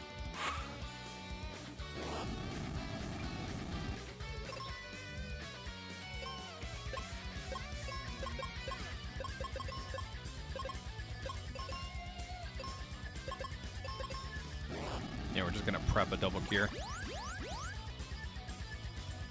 Some bombs. I don't have Excal, so bombs are gonna be the next best option here.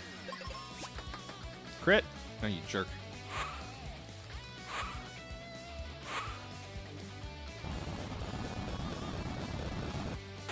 Okay, I lied. Quick Axe barely does under 500. But yeah, that's gonna be the lowest attack damage we see, but it's split amongst 2 party members, so technically I'm not wrong. It's technically doing more than 500 damage, just split between 2 people.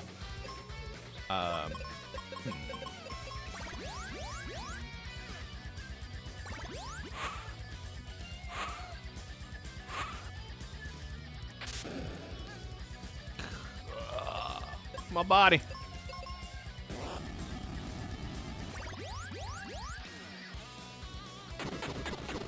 I'm interested to see what Dark King is rolling tonight then. If this is what Jerkbird's given us.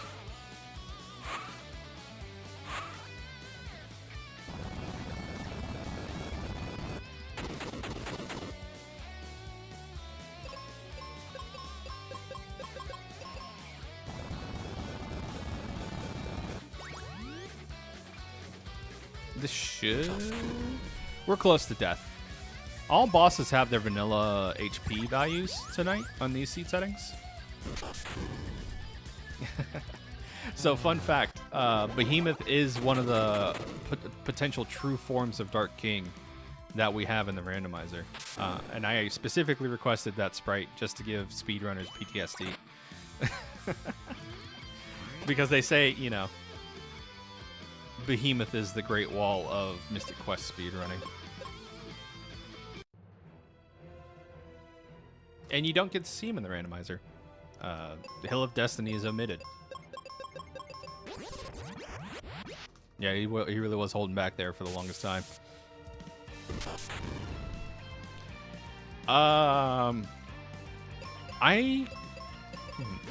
With Script Shuffle, I'm not 100% on that Typhoon. He might. We'll have to see. I don't know if Oipo and Ham put in a gate to make it to where one of his phases couldn't roll duplicate. So we'll see. I have seen a couple other duplicates out in the wild with some trash mobs, so hopefully those got filtered out.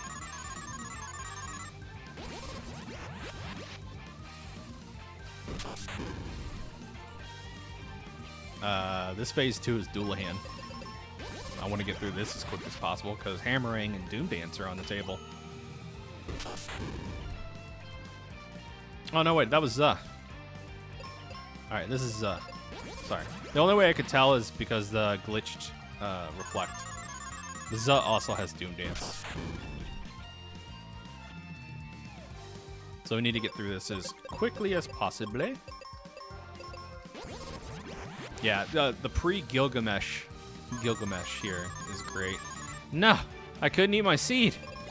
Give me up. Thank you.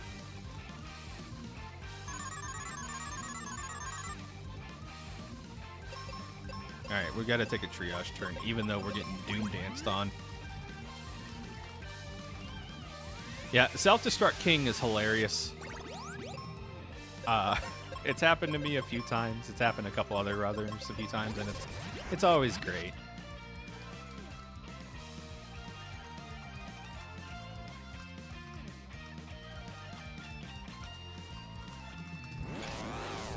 Yeah.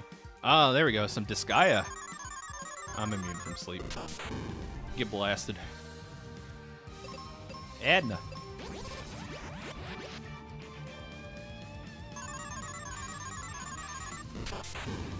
I forgot what... is this a Lamia attack pattern? Hypno Sleep. This is baby easy mode now. We're coasting to the finish. Let's go.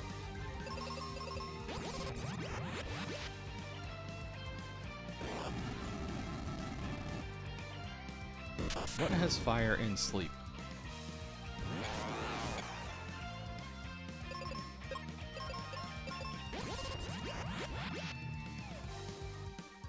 Jin? Yeah, no, you're right. You're right, Jin. Although I haven't seen Dragon Sword. That's time. Nice. 135.41. That's okay. As painful as the intro was, that's not a terrible time. Thank you.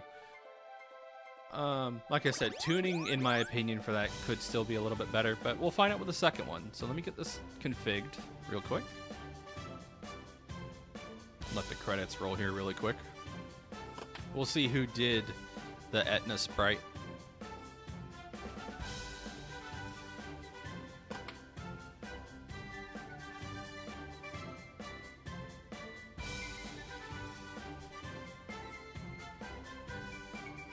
I do love how we made it to where the end sequence just rolls on its own. I don't have to put in any input. You used to have to mash A through all of these text boxes, and Ham just went in and was like, let's just take out the text boxes. Cute.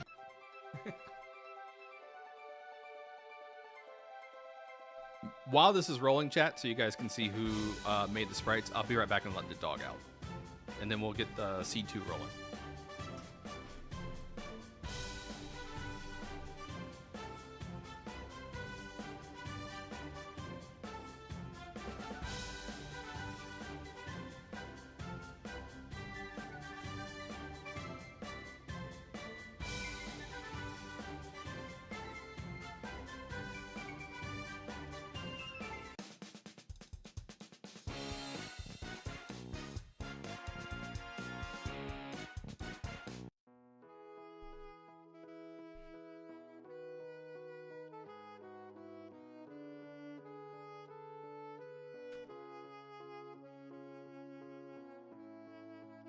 Thank you, Typhoon.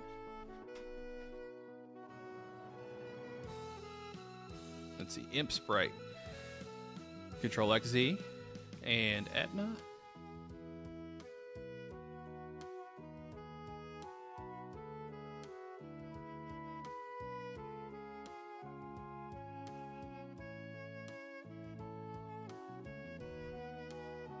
I must have missed it. Okay. All right, let's get the second seed rolling.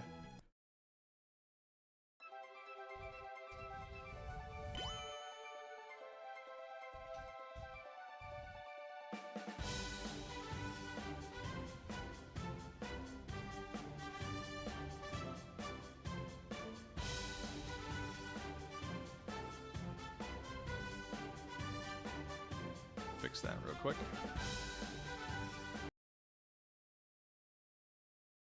What is that sprite? I have not seen that one before. Pig? Okay. FF4 pig? Okay.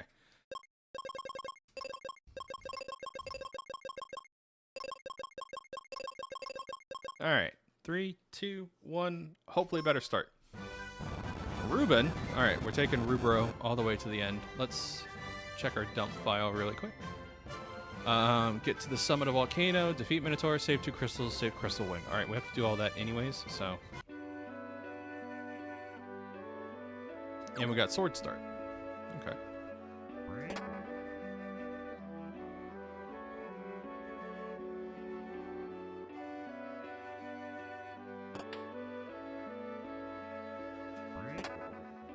The shadow's a little long on this pig sprite here.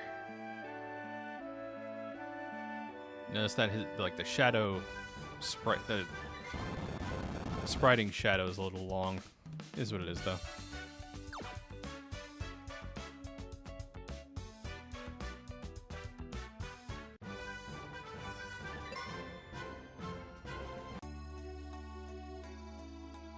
At least we have early access to seeds. And we could do Ice Pyramid. Oh, here we go.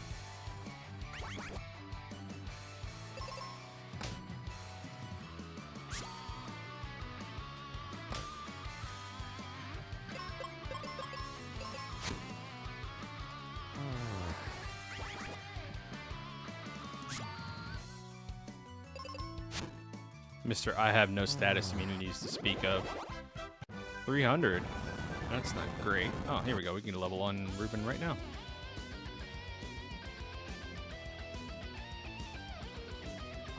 Sand going. All right, great. That's the second time an early volcano in the white spell chest has had going for me.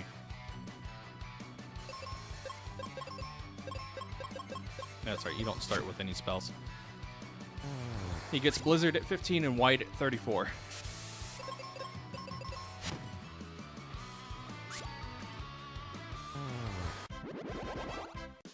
Good thing I picked up that heal potion.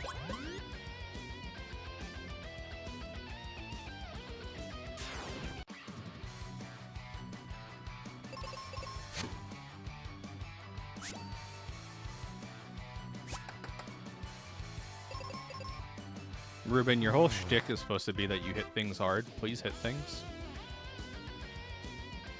Actually, yeah, let's go. Let's check Medusa side first. We're not gonna fight Medusa yet, but there could be some chests. Actually, let's just, yeah, we'll grab that and we'll head up. Hollow Helmet's nice. There's a lot of fire damage in the game. Having fire resistance will be very appreciated.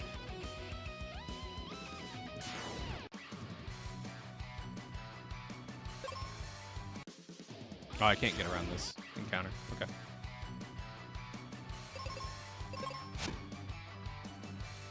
First strike.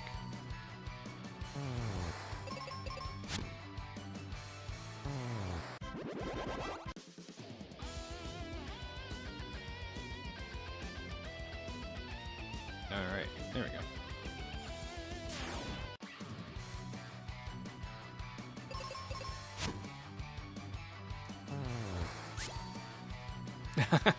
Yeah, it was. I mean, to be fair, I am using an MSU1 patch. So I am using a patch to the ROM. Ooh, flare, very nice. To give the game CD quality audio. So this is basically like PlayStation level audio for the tracks. But even still, without the music patch, it's like kind of night and day what extra channels on a cart can do for music, for sure.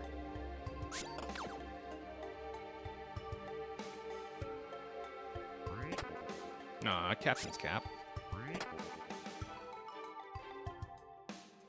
Captain's Cap in these settings is kind of useless because I have Doom Castle shortcut turned on. Mobius, okay.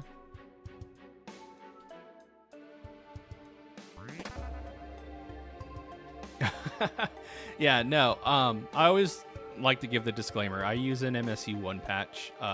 The best documentation and guides I could find for that is on a site called zeldix.net. That's zeldix.net. They have the patching software and the music files for whatever games you want to run the patch on. I highly recommend giving them a look at if you're interested in this kind of stuff. Once you get it set up, it's really not hard at all. By default, this randomizer actually automatically applies to MSU1 patch. So every ROM file you get for the randomizer is already pre-patched, and you could just drag and drop it into your MSU1 file folder, and then it'll automatically detect and run your MSU1 music if it's configured properly. So that was a request I made of Wild Ham a while ago. He was like, this would be super easy to build into the randomizer. That's why, if anybody was curious about the file size of your rando seeds, why they're double the original ROM file, that's why. Is because they're pre-patched with MSU1 compatibility. And if you don't have an MSU1 file, you run it by itself.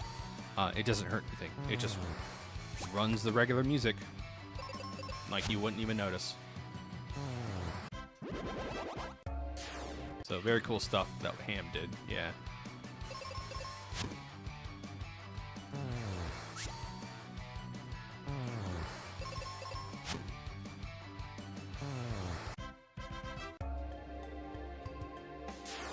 Yeah, Ryu. Stone Golem. So Stone Golem and Skullus Rex are both able to be exited out. The big thing with using exit on boss monsters or any monsters in general, though, something to keep in mind is if you use exit on an enemy, you do not get the XP for that fight. So if you exit out Golem, you're losing out on the XP he would normally drop. That's the only consideration to take.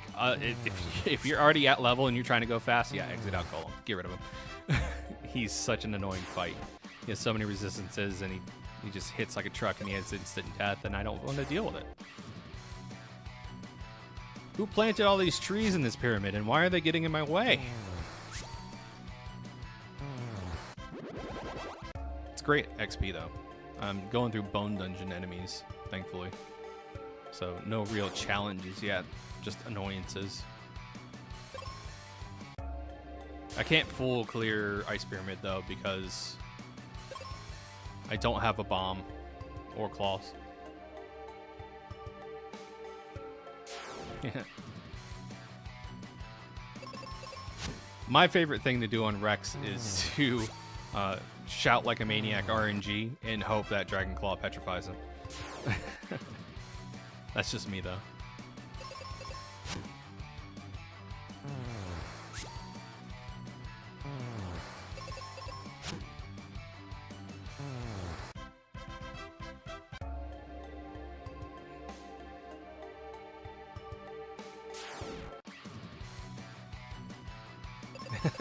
A little bit. Just a little bit.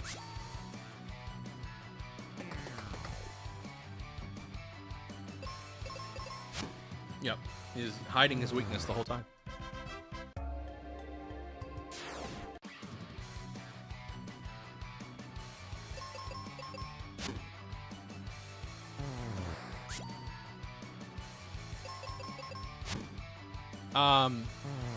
I believe it's a memory flow issue.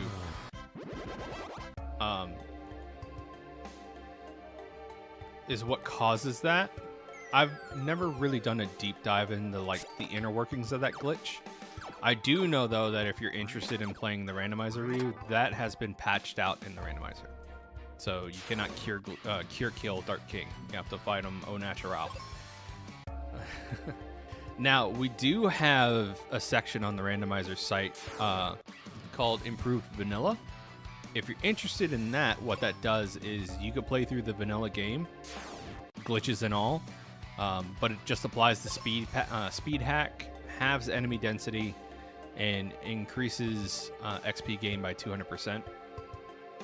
And that's just like, you know, if you just want to play through the vanilla game again, but you like the speed hack, that's there for you as an option.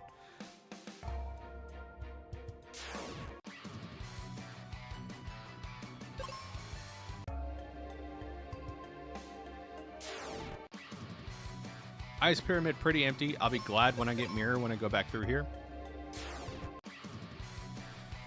Just so I'm not running into enemies every 5 steps.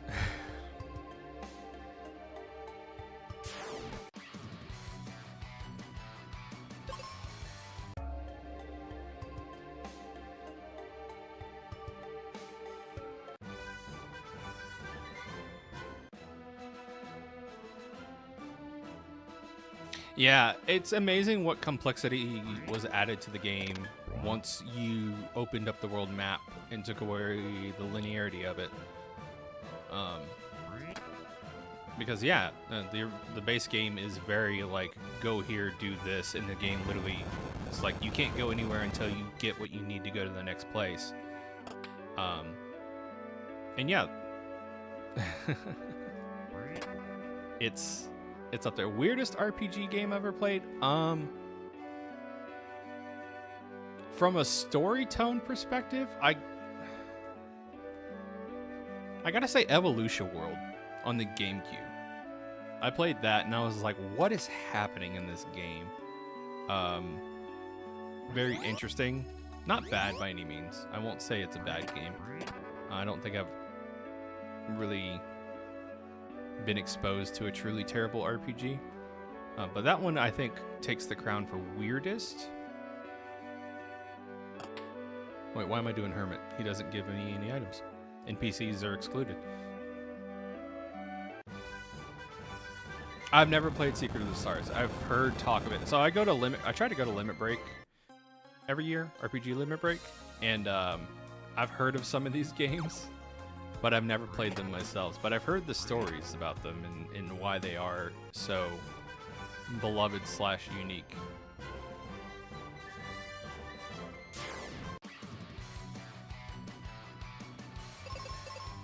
I do plan on playing, doing a playthrough of Legaia 2 at some point.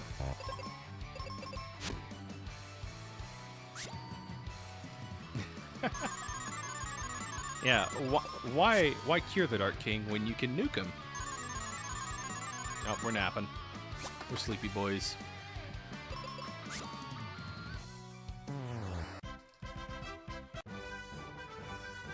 But yeah, I do also plan on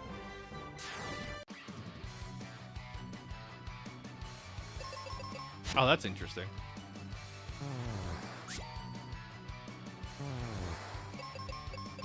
Yeah, I do plan on trying to do more playthrough stuff now, especially now that I've got YouTube streaming up and running.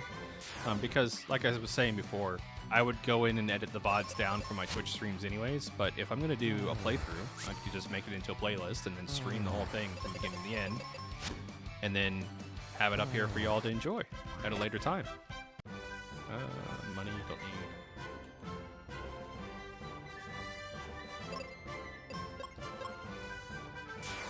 Ruben, what were your missions again?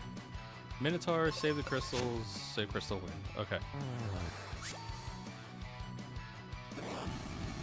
I'm on fire.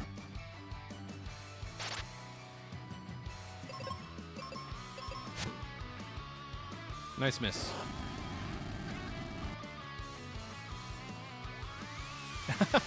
That's fair.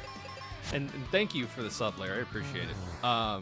And this content's not going anywhere. Like I was saying earlier, I am a community admin for Mystic Quest Randomizer and absolutely love it.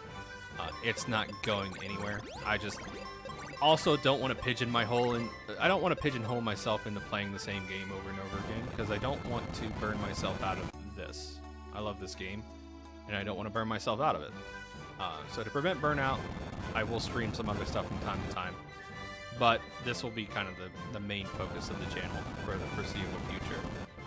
I really don't want to do Lava Dome right now, just because I don't have Mega Grenades to get the 2 checks in there, besides Hydra. And I only have a Steel Sword, so we're going to go to Fireberg region. If I could get bombs and a claw, we could go take on Golem and go melt him real quick.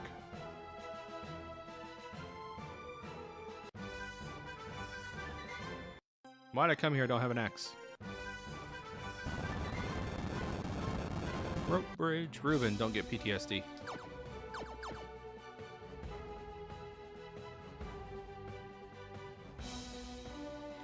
I have done, so I have a playthrough of FF5.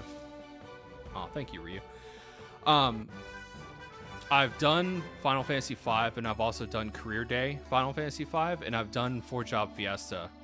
And I have seen Backlog Buster, a couple of his videos where he's played through the entirety of FF5 with just one job.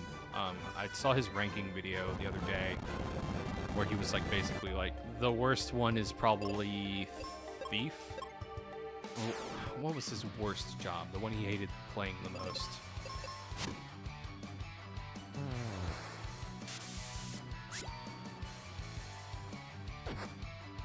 I know he really didn't like Dragoon. That was one of them. But I think Thief or White Mage. Yeah. Yeah. White Mage he didn't like because he couldn't break rods and it was just basically triage the game. I mean, at this point, most everybody knows. If you're familiar with Final Fantasy V, you understand. I've not played any of the Suikoden games, but I have been interested in playing some of the Suikoden games. So at some point, we might be able to get a playthrough of those going on. I know some buddies in the Limit Break community play Suikoden, so I might pick their brain and be like, hey, which one should I play first? And what would you recommend?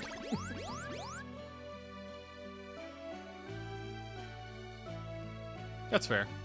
Just someone standing and stuff all the time. That's the MMO healing experience, is everybody running and trying to kill themselves in as many ways as possible. Oh yeah, there we go. We got arrow.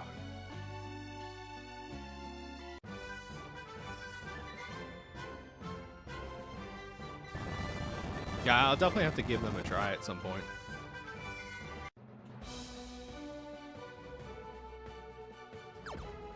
Ooh, we got a red chest over here. Let's go.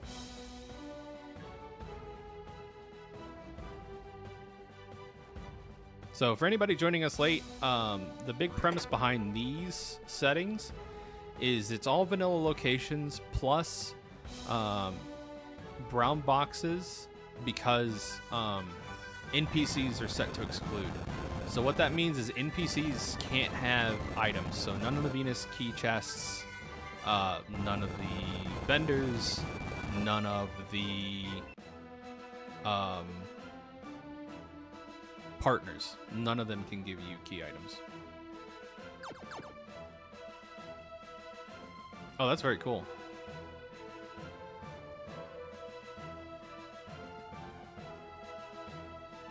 I have not played D&D in a hot minute just because I can't. All my D&D buddies, all of us all decided to have kids around the same time. And now we're all full-time parents, so it makes organizing a campaign almost impossible, which is no fault of anybody's. It's just how we decided to ruin our own lives. So, but yeah, no, I really enjoy playing D&D from time to time. It's fun.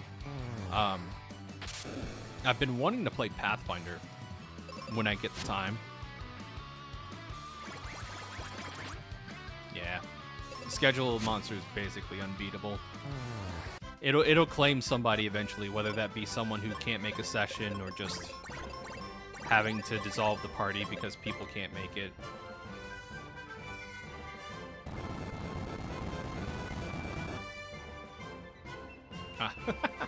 Oh, that's nice, the Kabi. Yeah, like I said, my only exposure to D&D playing it has been 5e. So if I ever dive into Pathfinder and I get a group together, I'll definitely pick y'all's brains on it. For now, though, it's just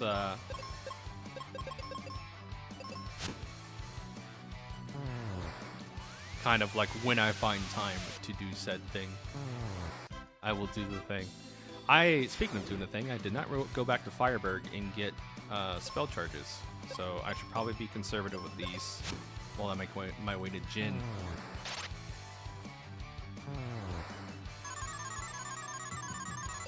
That's fine, Ruben. You can take a nap, buddy. You deserve it. You take yourself a little nappy nap. I always kind of like the design of Charm Claw better than Dragon Claw. I like the fact that the scratch is blue, and I like green's my favorite color.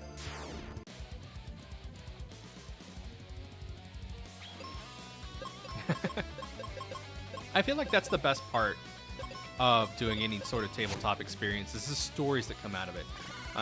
Not so much playing the game, but the stories around playing the game.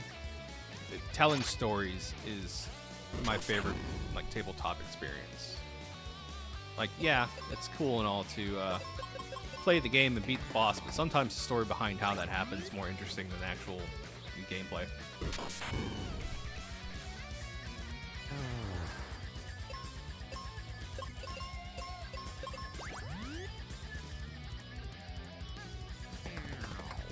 This guy has choke up and it is hurting.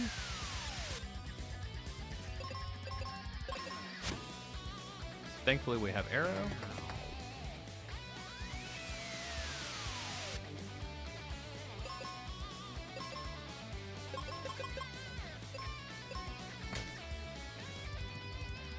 I'm gonna wipe on this.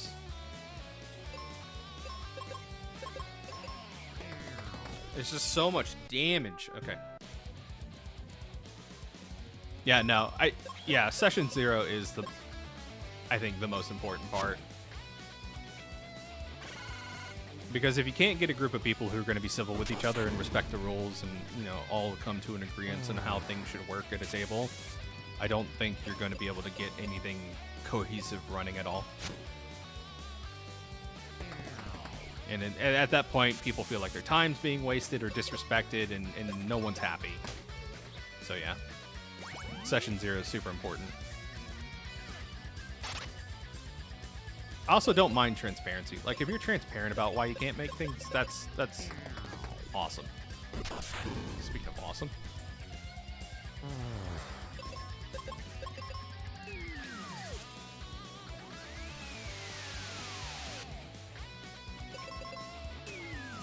Yeah, for sure. Like, if not everybody's on the same page, it's not going to go right for anybody.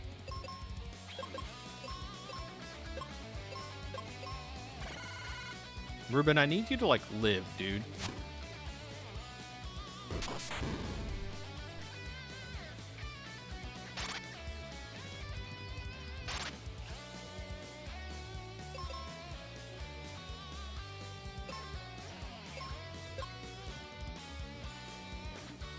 Life is flat out better than Heal and Cure in terms of like it can do everything, except for the fact that it's single target. So like in this scenario where both of my characters are low HP, I would prefer an AoE with Cure, but for every other scenario, Life is where it's at. God bless, I keep getting pseudopods smacked to death.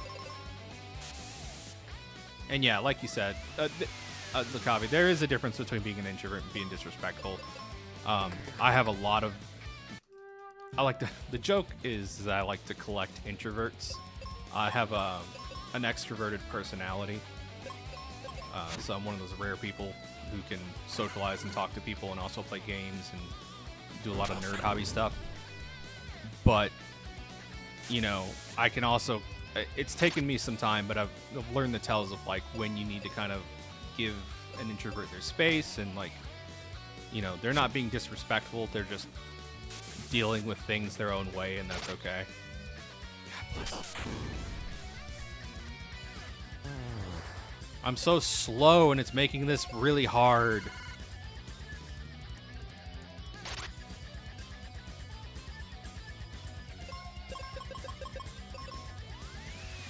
Did I just paralyze this guy?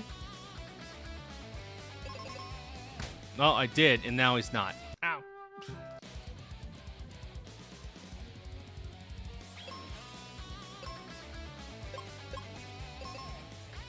Yeah, it's a fine line, and there are a lot of people who, you know,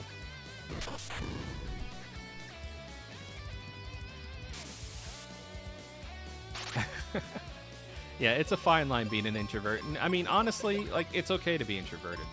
It's perfectly respectable. That's your personality, and it is what it is. And, you know, you kind of set your boundaries, and hopefully people respect those.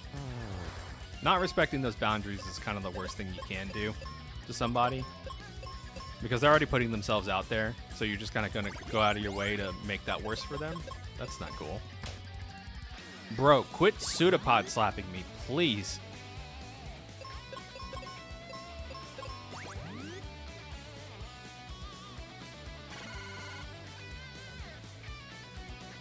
Yeah, having your own, like, recharge time is really important for folks.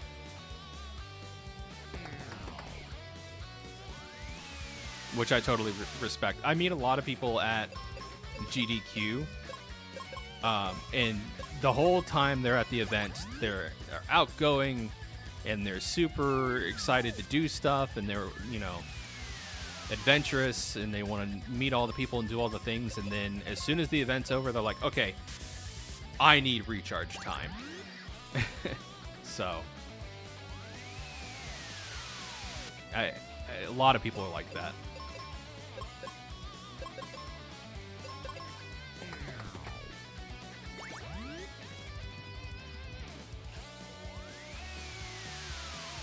I should have bought seeds.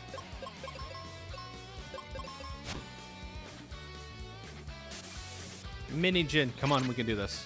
Can I paralyze him again? I should have scratched him at the start just to see if I could get the poison rolling. Yeah. Finding the right people to hang out with is also kind of hard for folks, because it's hard to find people who like exactly what you like. I didn't get crap from this check. Not a thing. Oh, seeds. Okay, thanks, Ruben.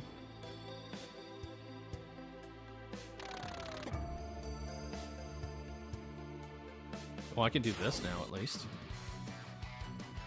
But yeah, that's why I like going to RPG Limit Break and GDQs, because there's a lot of like-minded people interested in the same kind of stuff I am.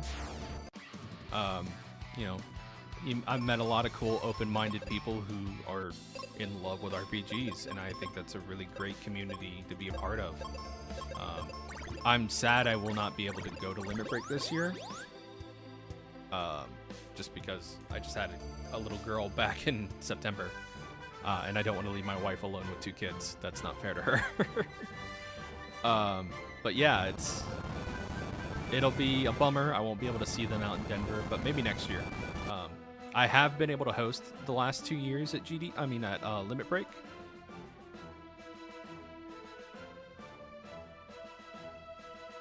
So.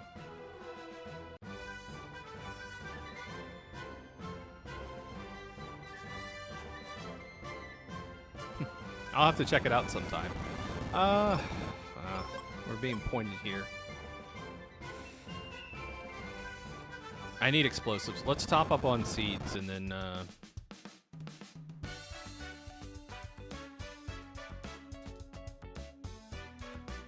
yeah.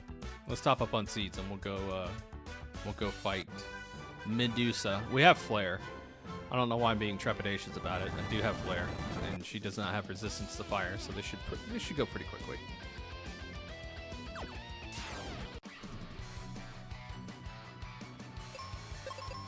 I just need explosives, and I'd rather not fight Hydra if I can help it.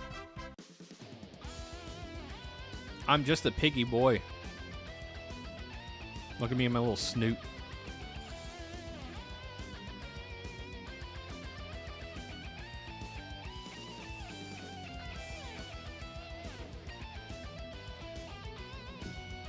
Checking my phone real quick, make sure I didn't miss a call.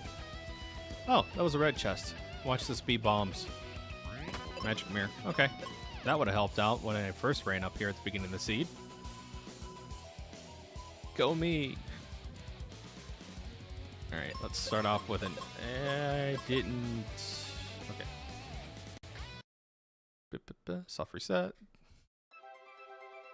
I forgot to top up my spell slots because I'm dumb sometimes.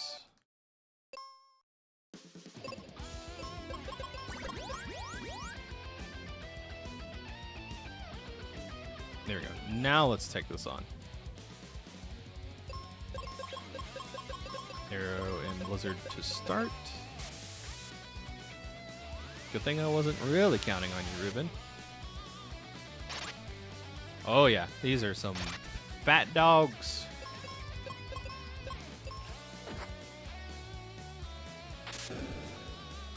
Oh, I'm dead.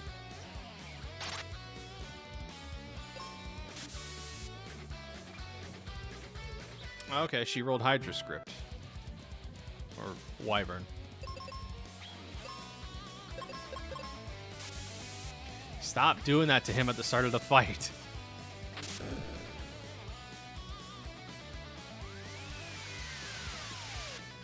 I don't have life. I can't fix that.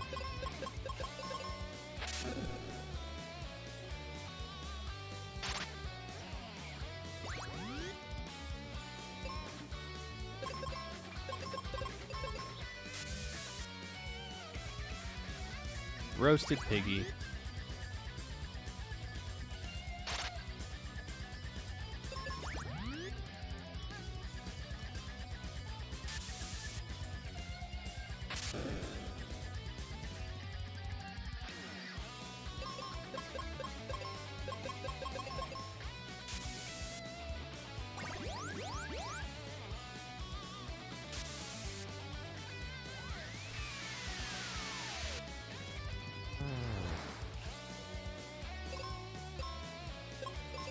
Alright, let's start flaring this girl. Probably for the best I topped up here unless I get paralyzed next turn. Thankfully we missed that.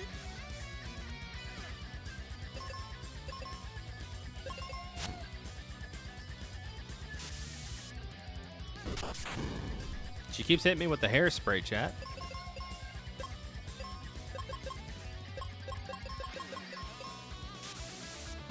Oh, that's not cool. I'm dead. Oh, yeah, stone gas. I live.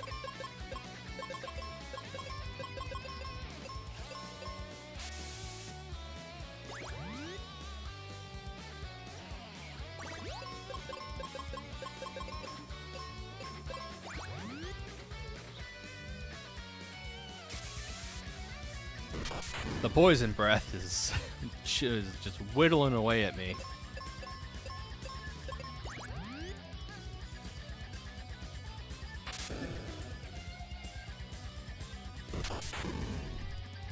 Got 4 flares to take her out. Sun coin, okay. I can work with that.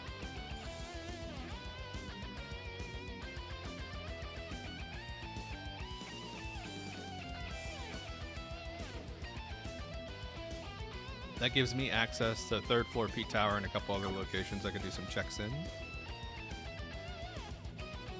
At this point, I just need explosives.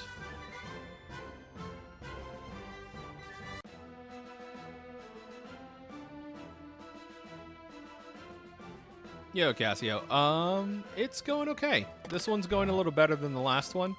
The last run, I got like no firepower at the beginning, and I was just getting raffle stomped for the first hour, and then I got Phoebe up to have white, and then we were Gucci.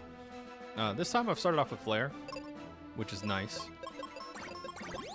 And since vendors don't have any key items, I've been able to dump all my money into seeds. But yeah, the start is a little nicer. We'll see how the end goes, because I have Ruben. Not exactly an inspiring partner to have, but an partner to have. Of course, Life Temple has a key item in it. I'm glad I checked it. Liebert, okay.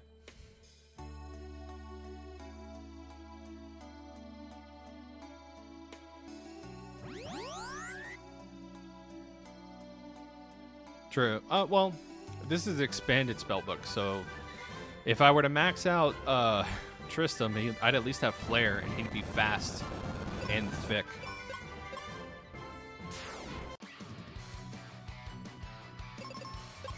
But I would have to level him to max.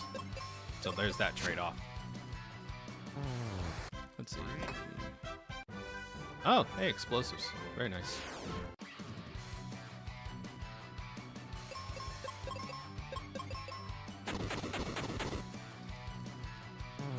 There we go.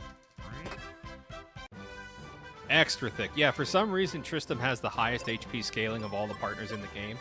At level 41 or 2, he's got 1800 HP.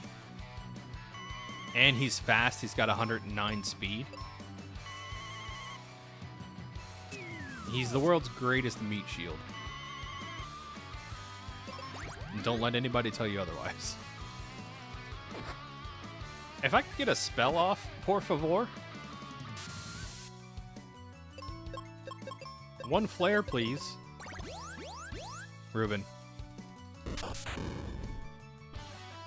Good enough.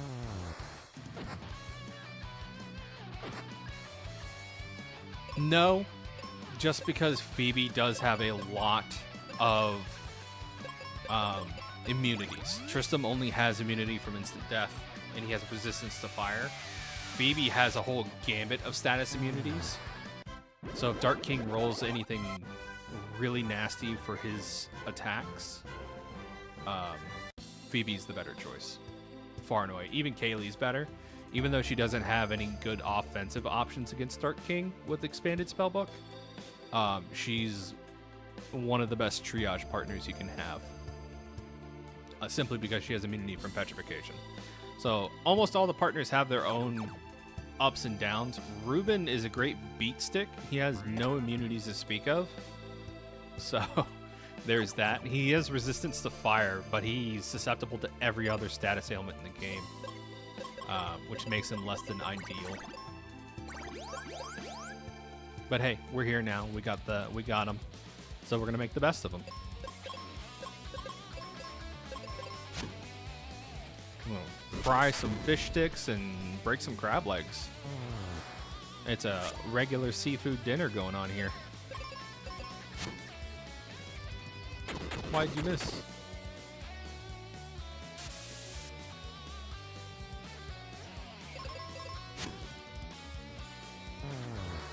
All right, Mr. Krabs, what do you got? Tree wither. I'll take it. Defeat Minotaur is on my checklist for leveling up Ruben, so that is nice. That is nice. I'll take this just to see if it's Tree Battleground. I do need levels. I need to not neglect my leveling.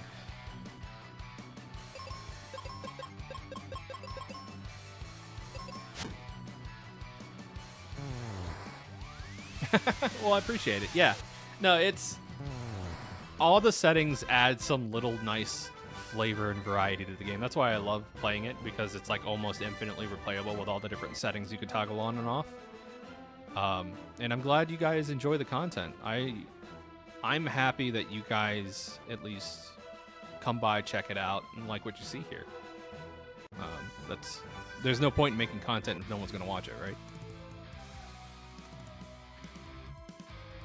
And yeah, hopefully with doing YouTube streaming, you guys can have access to my VODs much quicker than if I were to stream on Twitch, because then you guys would have to wait for me to edit the VODs and then upload the videos. This way, it's like basically directly same day. Like, this will be available. That, and I just like the fact that you can rewind YouTube in case you have to step away from the stream, which you can't do on Twitch while it's live.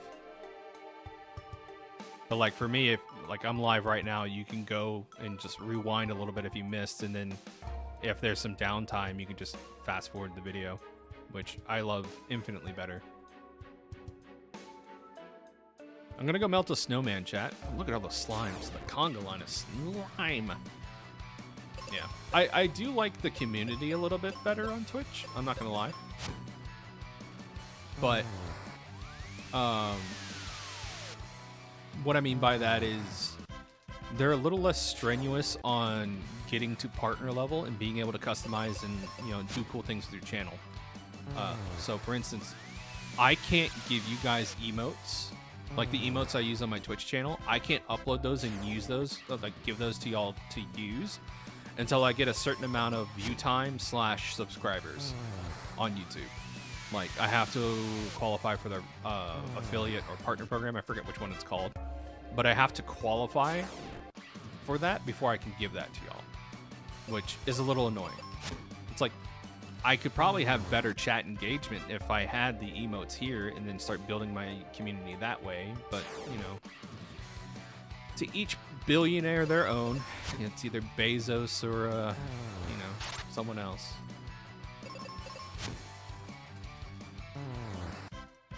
I'm just here trying to have a good time with y'all.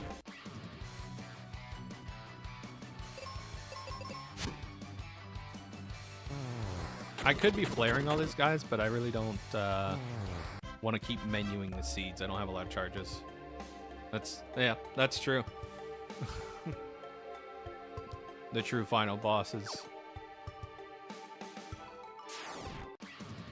We'll see how it goes. I am hoping to get through the next 4 years, and then we'll see how things go from there. I'm not directly impacted by any of the crap that's coming downstream like myself, but I have a lot of people I care about that are going to be impacted by it, and I'm just like not here for it. You know, I don't want to see people I know have to go through bull crap because someone has their knickers in a twist about the way someone else is living their life without bothering anybody. It frustrates me to no end. Don't cause problems for people. Just mind your own business, and as long as it's not hurting anybody and it's consensual, it's fine. That's how it goes.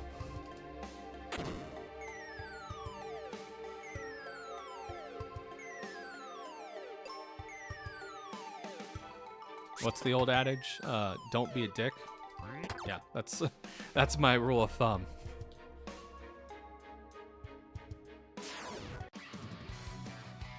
I was hoping we get 2 level ups from this, but it's Crystal Wind I have to defeat.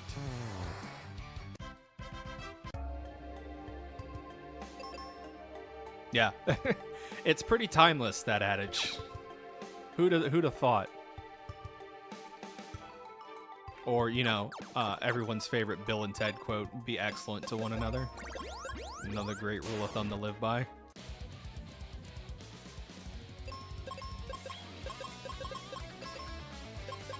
I just don't have time to... I really don't have time to be that mad about that much stuff all the time. Like, it just seems so exhausting to be pissed off about so many people about... At so many people about little things that are inconsequential to me. Like, makes no sense.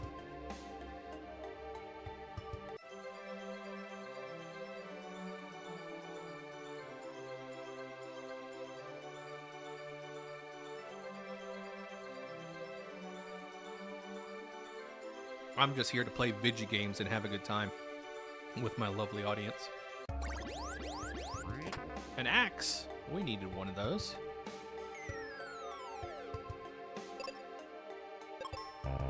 Ah, seed bleed. I thought I had exit.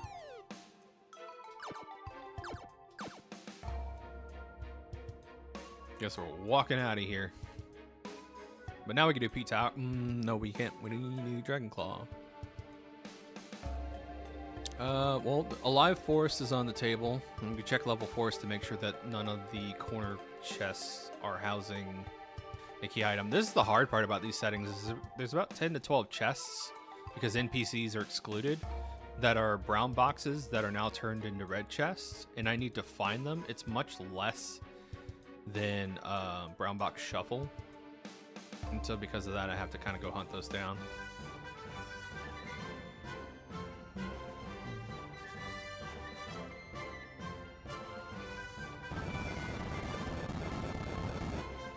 I've seen Windia before. It's on the map, so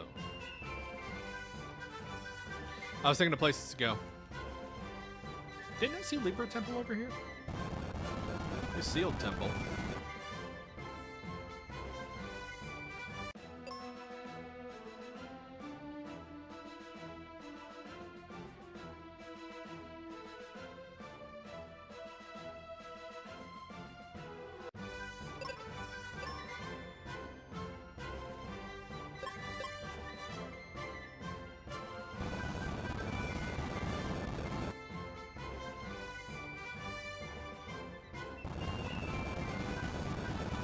There's a level forest, so we can check this real quick.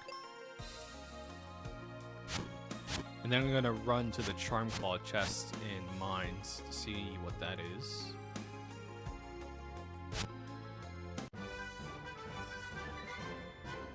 Is there a town trapped up here? No. Where's Foresta? We have... I have Tree Wither. We can go do Minotaur.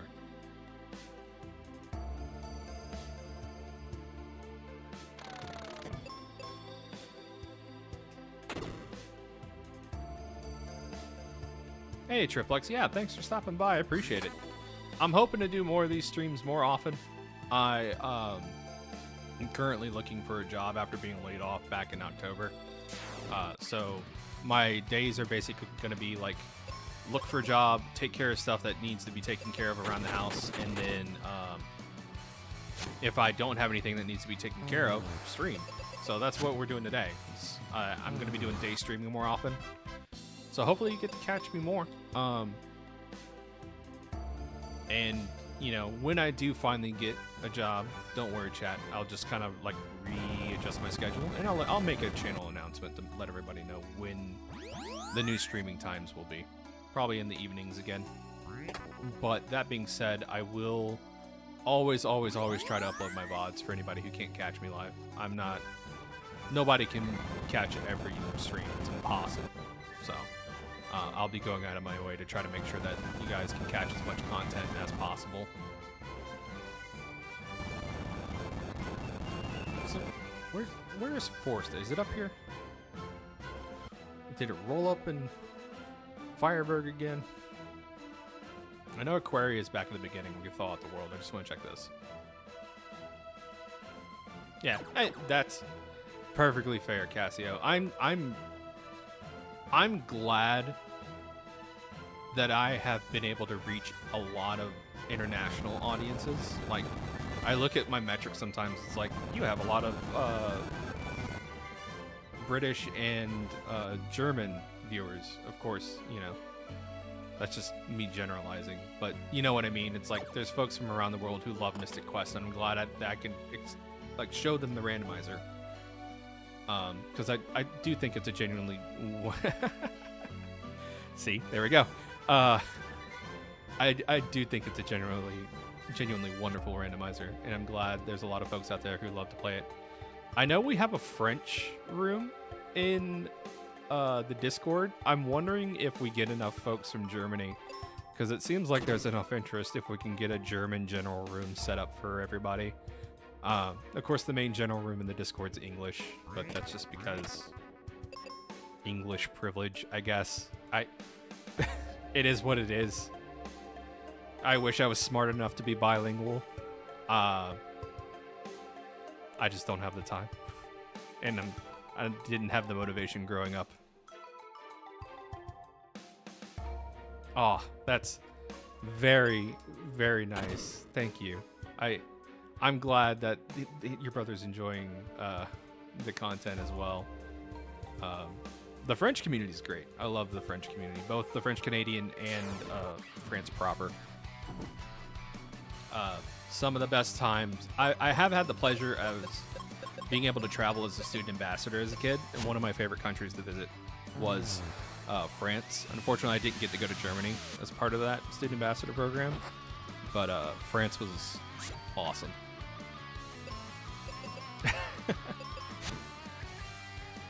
It's a lot of like hard phonetics and consonants from what I can from what my dumb American ear can discern. But you know, we'll just have to hope that the billionaires fund their translation applications, so eventually we can all just speak with each other from around the world with little to no issue.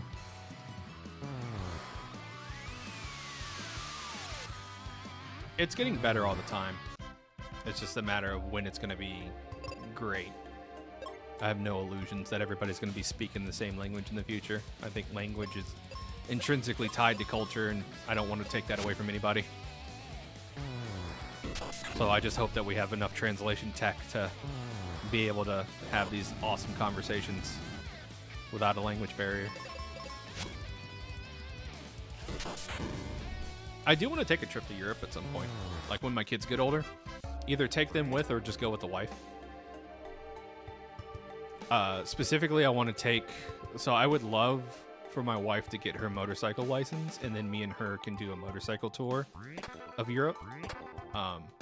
I ride an Indian FTR 1200, so it's like an adventure bike, but it's got the cruiser engine in it. I like it.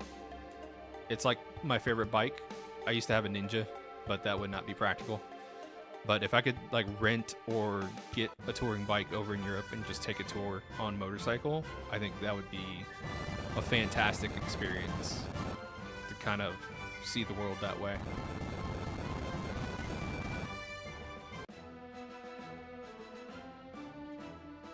Oh, thank you. That means a lot. Honestly, the past 2 years have been an explosion of exposure for me in a way that I never thought was going to be possible.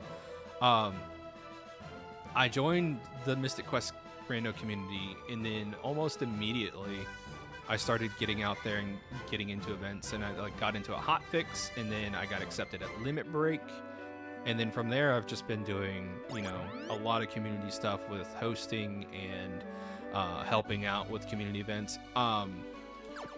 I really want to get a group together and either do an archipelago race or something with Mystic Quest Randomizer, and I want to get it submitted for next AGDQ. That's my goal. I'm going to submit Dragon Valor, which, those who are not familiar, that's my OG speedrunning game. And I'm also going to see if I can get a group together to do an archipelago run of Mystic Quest Randomizer and some other stuff. Well, why'd I run down here? There's no checks to make. I'm thinking about teaming up with Gar from Worlds Collide and then another friend, and we'll see if I can do a 3-game archipelago run submission. And just have them all tied together, and we'll sit on the couch and hang out and talk about how badly our games are going and what we need to find for each other. Because I think archipelago is amazing, and being able to expose that to an audience like GDQ would be fantastic, personally.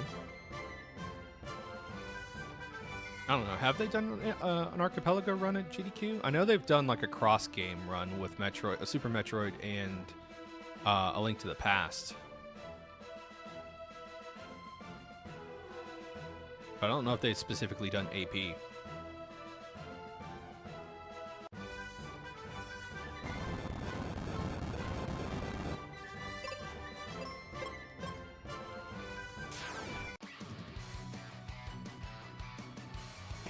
Yeah, I know Andy did Super Metroid and A Link to the Past. I forgot who he did it with, but I remember the Andy one. Andy run was the one I saw. Yeah, Basker. That's it was Oats. Yeah.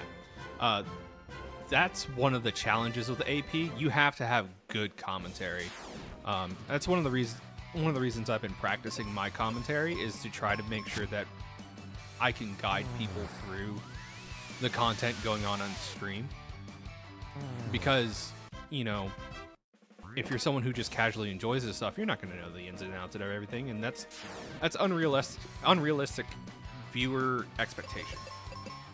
I don't expect everybody to know the intricacies of the game and know it the way that I know it, or maybe the runner on stream knows it. That's not fair. So as a commentator, I do my best to try to translate that and bring out those technical points whenever possible to explain them. I think having 3 games on at the same time would be maybe a little much, but I want to try it all the same. If worst case, we'll do a duo. If I can't get a third person, I'll submit a duo run. So Mystic Quest cross Final Fantasy VI Worlds Collide. If he agrees, I'll have to hit him up and see if he's down for it. Usually he's down. And the person I have in mind. Yeah, so this randomizer right here, the Mystic Quest randomizer. Yeah. Yeah, so I'll run this, and then my buddy, he'll run Worlds Collide, and we'll run it through Archipelago.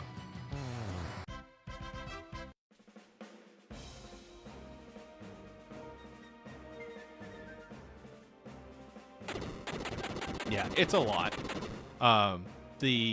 Especially the FF Cross MQ, that's 4 screens at the same time.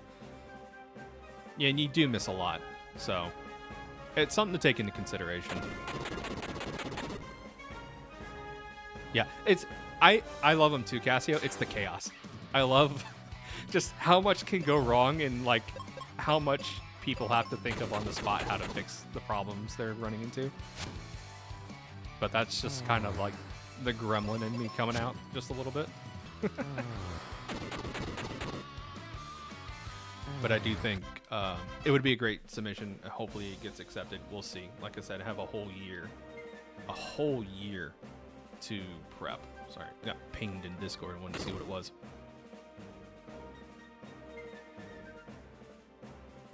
Is this okay? No, we did. Yeah, this is not my first crystal. This is my second crystal. I was like, what is going on here? I'm not making any progress. I wouldn't necessarily say it's hard. Yes and no.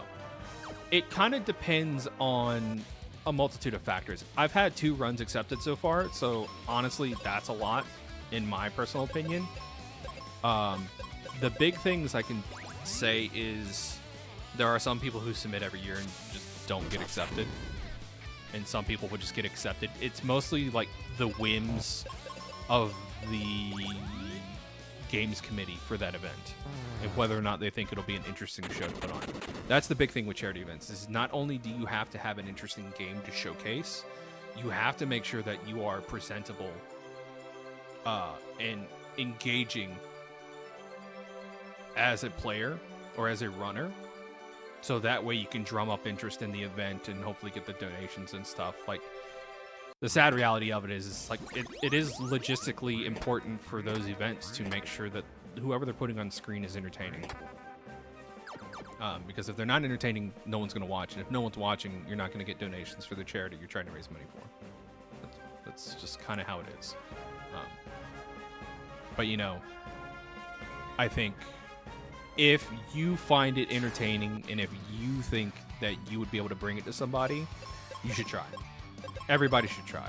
It hurts nobody to try and get your submission accepted.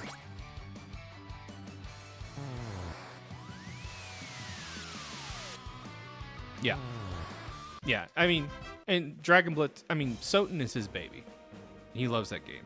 Heart and soul. I mean, he's a huge Castlevania fan. He also likes fighting games, but I've met the guy at SGDQ,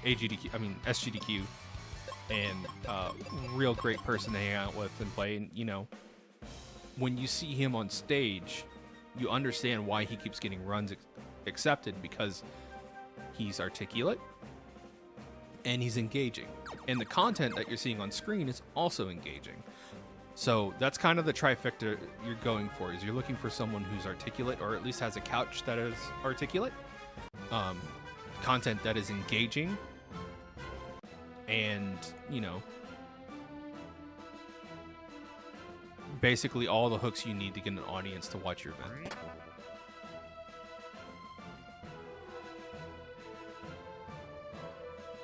Yeah, no, I mean, that's completely true. If I were to be up here and to just very dryly talk about the game, or like not talk at all and just sit up here and play with my face on a camera, I don't think you guys would be here watching this content. Hard stop. I think you would take your time somewhere else, find someone who's more engaging to play the game and conversate with and engage with. I think that's just how it is. So to see you guys here talking with me is one really flattering. Thank you again. I can't be here without you community guys. But, you know, it's what goes into these events as well. Like, if you've ever seen the Mario Maker relay races, like, I've been in the crowd for those, and they're so engaging. Like, the commentators know exactly, like, the couch knows exactly what they need to say and do to get the crowd engaged.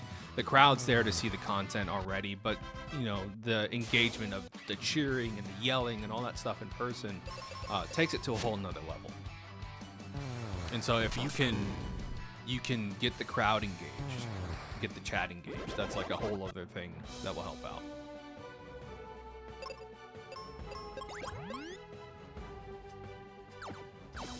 And I mean, every now and again, you'll see a run at GDQs or limit breaks where, you know, the runner in the commentary is not exactly the most riveting, but the gameplay's super interesting, and that's okay too. If you can sell the game on, you know, just being hard and enjoyable to watch, that's another thing going for you.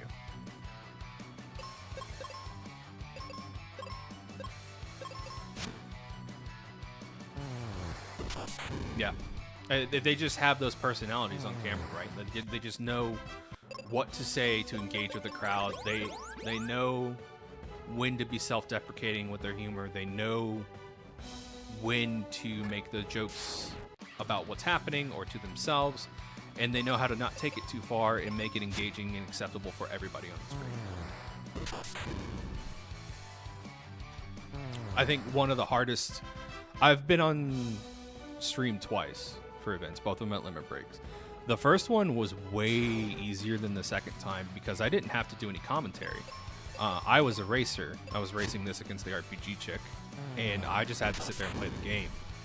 When I did Dragon Valor last year at limit break, that was so much harder because I had to think about every little thing I wanted to say. I had to make sure that I was being engaging while also focusing on the game I was playing in front of a crowd, and thankfully the nerves don't get to me too much because it was just like streaming, but that's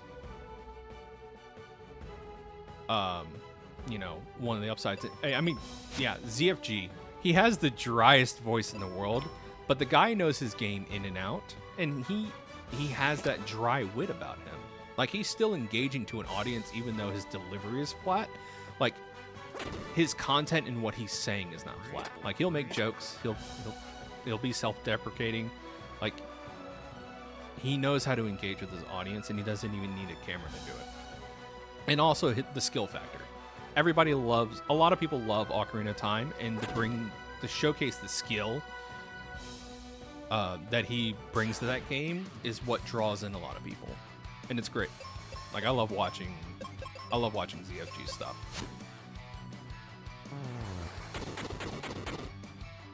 Just because he's so knowledgeable and really not a huge obnoxious personality about a lot of the stuff that he does. I think that goes a long way. Did I get Excal?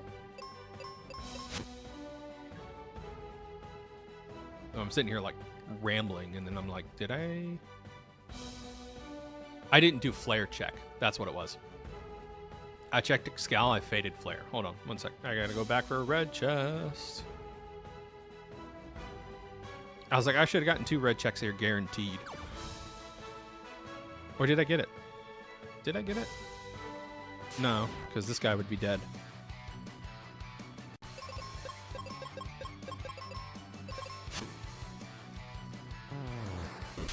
So yeah, I mean, to anybody aspiring to be at an event, definitely I would say cut your teeth on maybe a smaller event. I did get it. Why am I being dumb?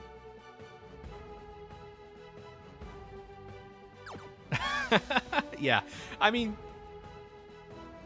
that's the entertaining part, is the challenge, right? Like, I had a comment and I left it up. I was tempted to bring it down. It hit my ego a little bit, but I sat back and I thought about it. And there's one of my videos, a guy left a comment. It's like, man, you sat there for forever taking on these beholders at this battlefield. You could have just left and leveled up and then come back and you would have saved time. And it's like, I mean, yeah, I could have. But where's the entertainment value in seeing someone breeze through something? You know, a lot of people like to see a struggle. And if I can be that struggle content for you, I mean, I'll be happy to do so.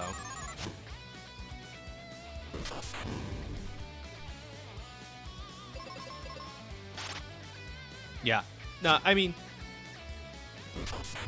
Limit Break has a special place in my heart because, again, I'm also a lover of RPGs, so I get it. And I also understand logistically why GDQ can't show off a lot of RPGs, because they are time sinks, man. Like, I looked at running Legaia 2 as a speedrun game. The world record right now is 5.5 hours. I do not have time to grind out and try to beat a 5.5 hour world record. I just don't. I don't have that kind of time right now, unfortunately. But, you know, Limit Break's the place where you can go and make those dreams come true and showcase that kind of stuff. And so if someone does have that kind of time and the resources to, you know, be good at those kinds of games, it's a great place for it. And I love the fact that that's there for them. GK, Heroic Spirit, like Wexel, meeting all those people and getting to sit down and talk with them was part of my favorite experiences of going to Limit Break for the last 2 years. No, Ruben! I didn't realize Doom Dance is on the table. This sucks.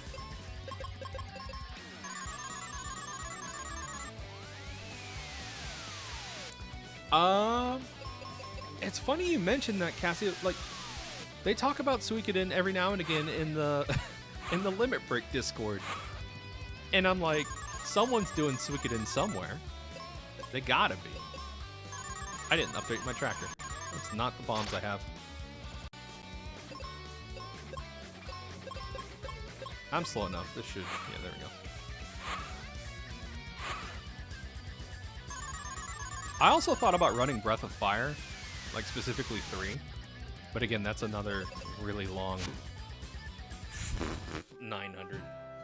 Ugh. This is doable. I just need to not lose the coin tosses.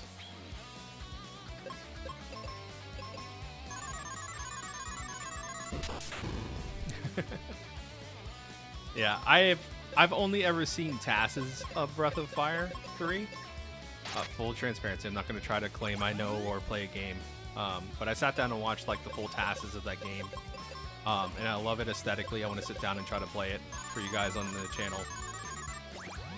It's on my list of like long plays I want to stream. But yeah, Breath of Fire aesthetically, I love it. I think the world is fantastic in Breath of Fire. Like, I really hope that Capcom starts bringing back Breath of Fire. Like, I got so hyped when they announced Okami in Onimusha at the Game Awards. Like, you guys, I didn't do a reaction thing because I don't have the audience for reaction content. But let me tell you, I was popping off in my chair on Discord. Like, I could not believe that those games... Oh yeah, no, I looked at that Capcom survey, Lucavi. I took the survey. Yeah, they were on that survey, and so was Dino Crisis. That was the big one. I personally, like, any question I could, I was like, How about some new Breath of Fire or Mega Man Legends? If you could just bring back Mega Man Legends, I would love you forever. Because I'm a huge Mega Man Legends stan. I love that series. But I was so tilted because, like, I don't know if you guys played Exoprimal, but when they first announced Exoprimal, I was like, how do we not have a Dino Crisis in RE Engine yet? You already have, like, you have the dinosaurs. You have it in RE Engine. Just make Dino Crisis. Yeah. No, Breath of Fire definitely needs to be next on the list, for sure. There needs to be a new Breath of Fire. I will, at this point, like, I will take the Capcom test, and if they release a collection on Steam, I will be first in line to buy it. I will put it on my wish list and buy it day of. That's another thing, Ron. Like, you bring up a good point. I wish that a lot of companies would release the PSP versions of some of their games onto Steam. Like, a lot of people really love the version of Final Fantasy IV on PSP. Like, full stop. They love the sprite work. They love the sprite work in the PSP version. I mean, I think it looks very pretty myself. There's, like, exclusive content to the PSP. But I think, like, there's, like, 1 or 2 games we've gotten from the PSP, like, off of the PSP, one of them being Crisis Core. But other than that, like, what else have we saved from the PSP?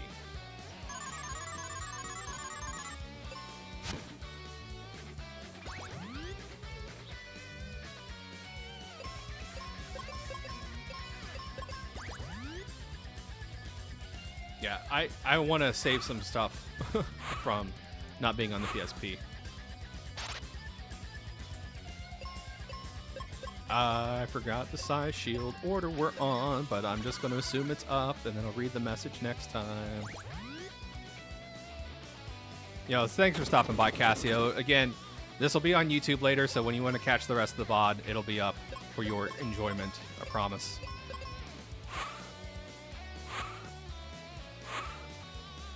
Yeah, I never had a George Foreman growing up. I had an Xbox 360, but I had friends who had a PS3. A lot of great titles on that console. Motherfucker.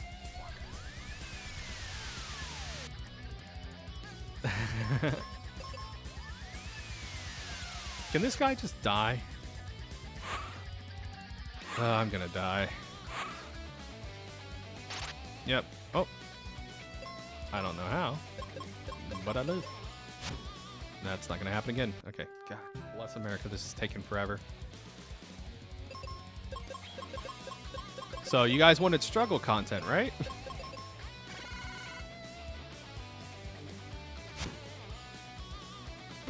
He's so fast.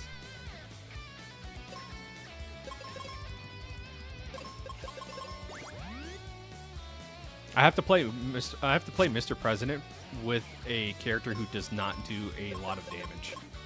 That's what's making this run so hard. And then there's Doom Dances. Those Doom Dances just come out and hit you.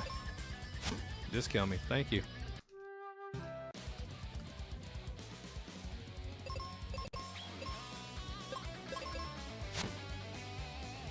Whew. Hammerang.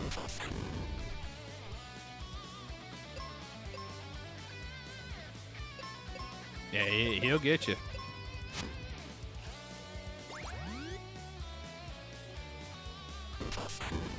He rolled Doulahan script.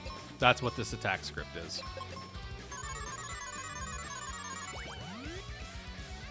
And it is not a fun attack pattern to deal with.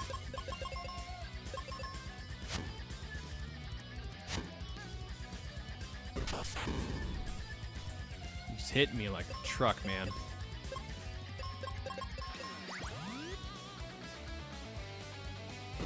Okay, side shield's going up.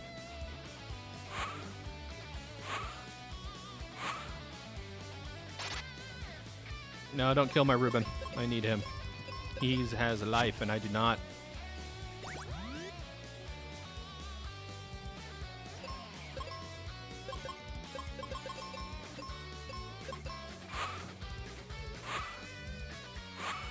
I think I'm just gonna start feeding in seeds, and then... Oh, great.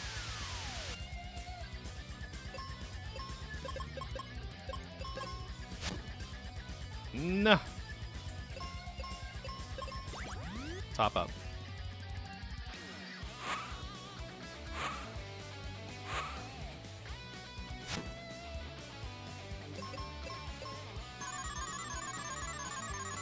Ah. The Doom dances, man. That's what's making this so hard.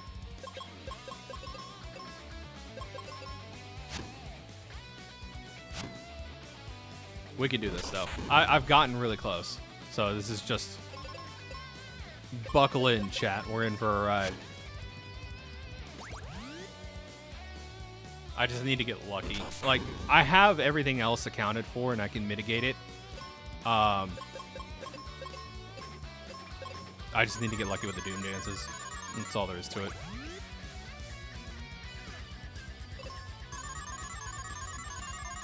That's the opposite of getting lucky.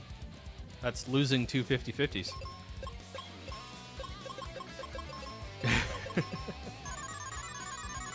Great start. Love it.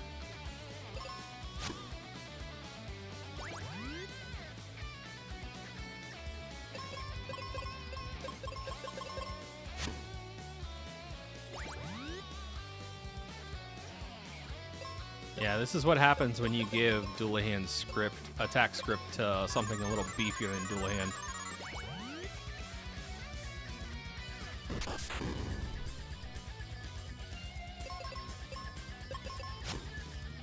Go full damage. I would love a crit from you, Ruben.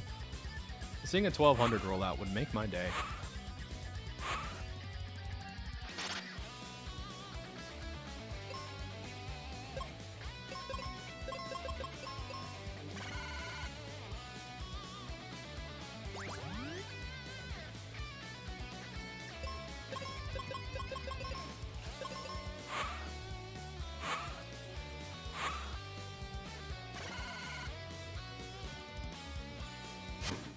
I'm gonna have to play this slower. This is gonna be annoying, but it's what we're gonna need to do to survive, unfortunately.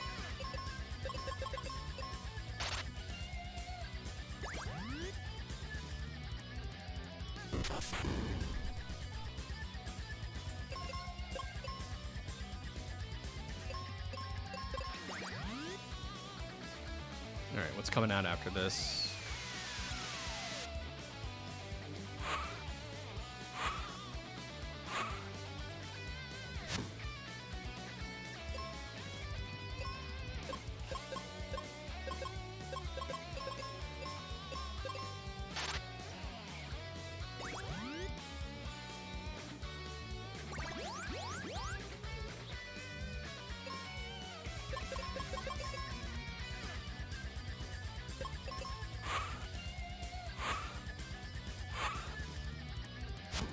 I need to get flares up and running.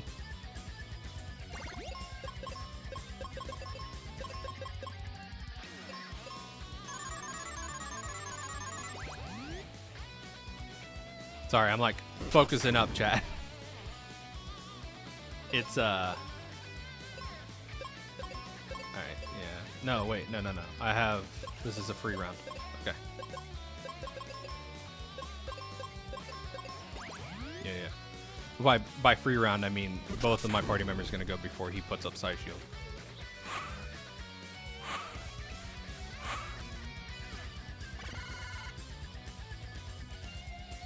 Alright, instead of attacking, I'm just going to go full blocker triage.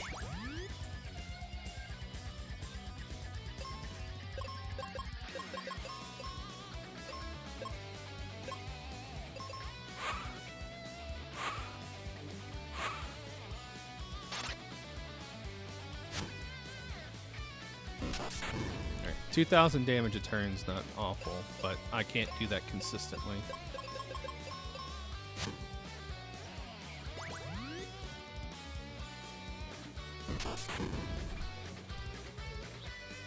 Alright, sacrifice a turn to get Ruben topped up. He can't die. If Ruben dies, I die. Plain and simple.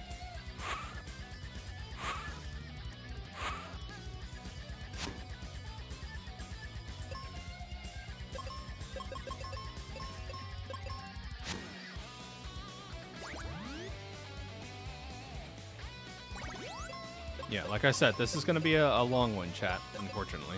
This is going to be a tough one.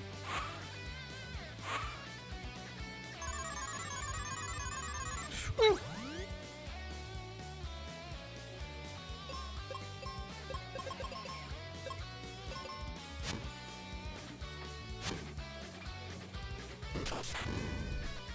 I forgot how much HP Jerkbird has.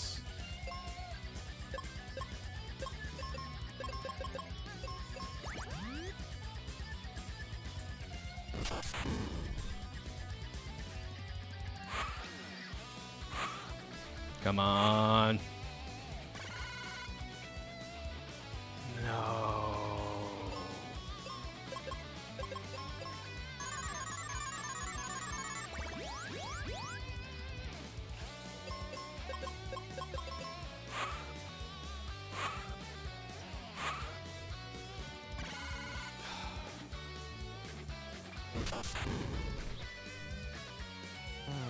Oh, yes. There we go. That was so rough.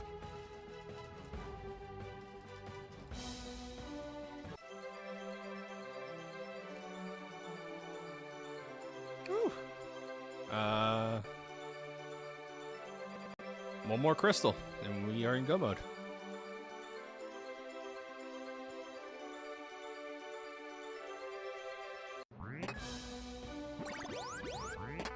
Ah, you jerk. Really? Pazuzu gating life? Really? Ugh. That hurt me. That hurts me on the inside.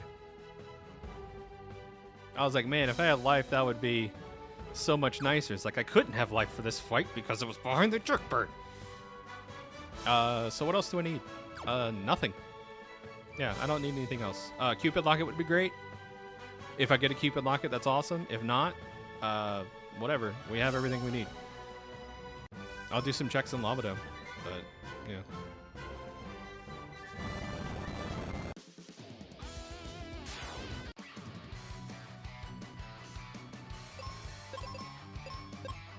I should have gone and done Minotaur, because that way Ruben could have had white. That's a fail horn on me. I don't think that fight would have been much easier, though. It probably would have gone a bit faster because I would have had Ruben casting white instead of swinging the flail. But, again, so much triage needed for that fight. Oh, hey, nice. So much triage needed for that fight that it wasn't really feasible for me to... it wouldn't have been feasible for me to get white off that many times anyways. I think the only times I really would have been able to get white up and running is... those couple times I swung the flail. Yeah, this is gonna be like another hour 40. These are some pretty long seeds. I don't know. Yeah, I think we might need to tune down the monster attack, like monster stats a little bit. Maybe to at least 125. That's just my opinion.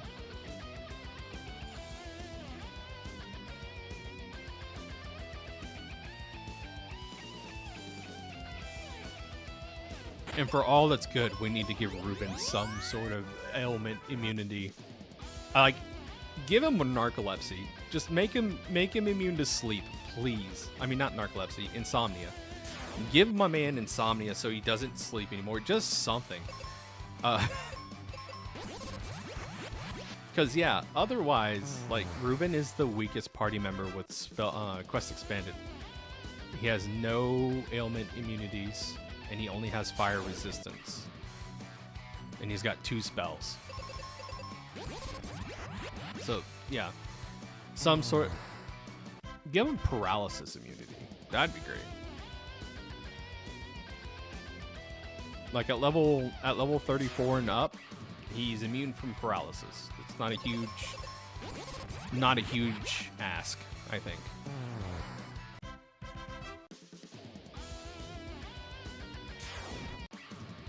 How many charges do I have left? Not many. Okay. I've got one charge left after this.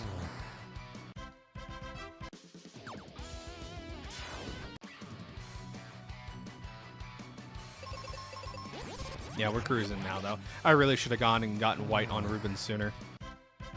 I just, for some reason, I was like, I forgot that Defeat Minotaur was the third quest. We'll go get Super Ruben after this.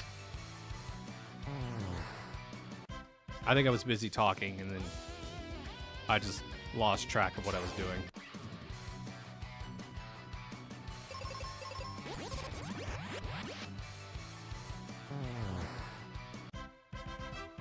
You know, for all of these enemies we're clearing out, not getting a lot of XP because they're Aquaria region enemies.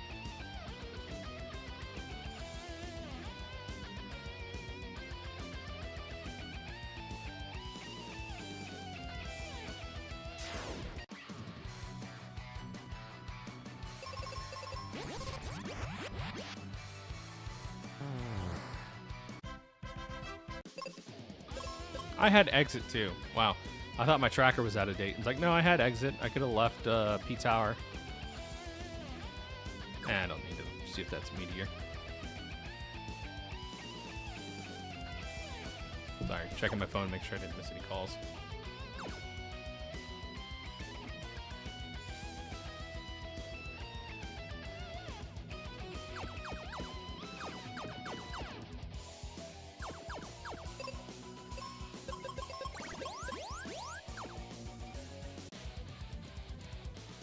Alright, so let's get the blasted. Woo! We got a fast boy.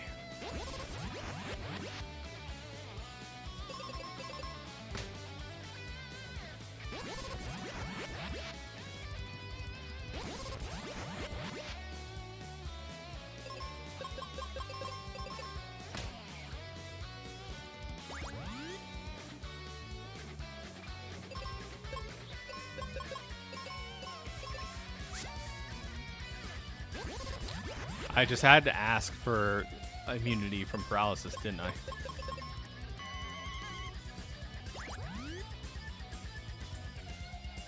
I still think confusion immunity would make him a really viable partner as well. He would be the only partner with confusion immunity.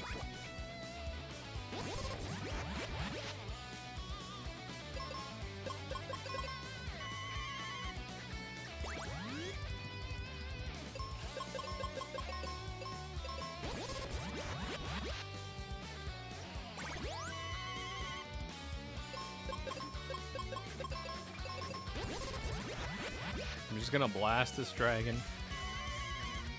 Just gonna blast him.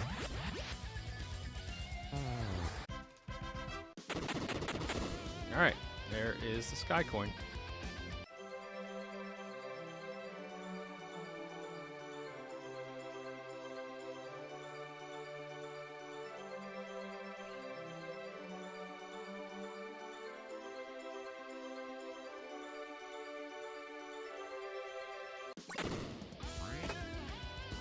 It was the multi-key. I don't need that at all in these seeds. Alright, let's go to Foresta.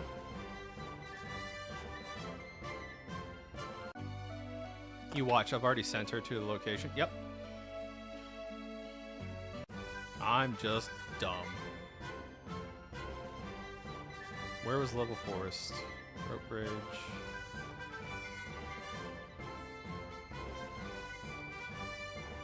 Was it all the way over there?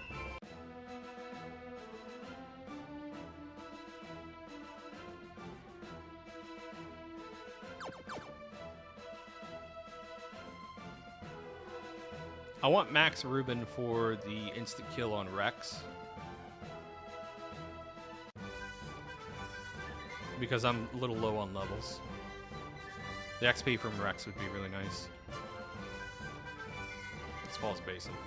Okay, it was an Aquaria. And I'm just a buffoon.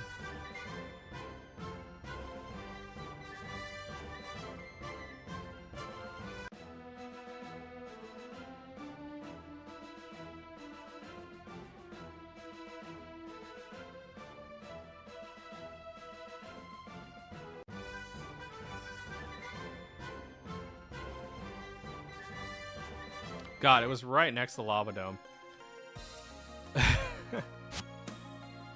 I'm sorry. I'm bad. This would have been much more... I don't know. The last 30 minutes would have been a little bit more bearable, I think. Anyways, I started blasting.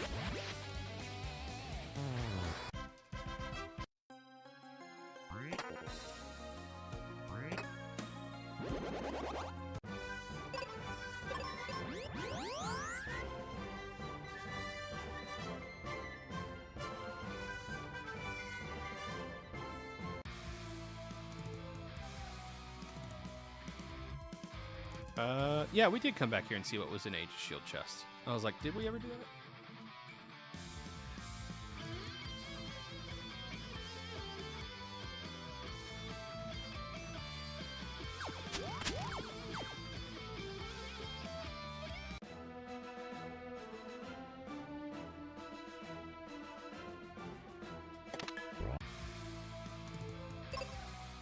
Let's not be silly. Let's top up.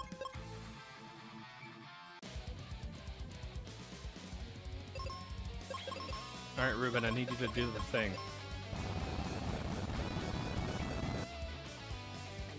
Did you roll Flamerous Rex attack script? That would be funny.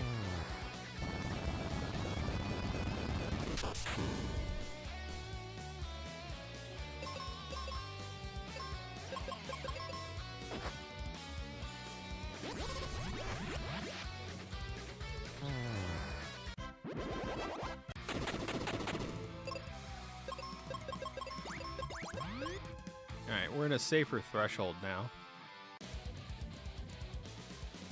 18's a nice place to be. It's not best, but it's nice.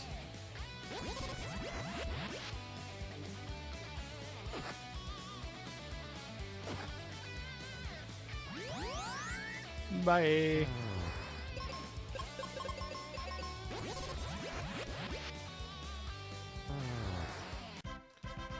All right. On to Wyvern. What is in this hallway?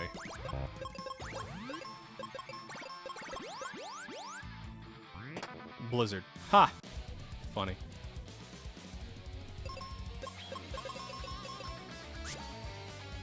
Whew! I'm dead.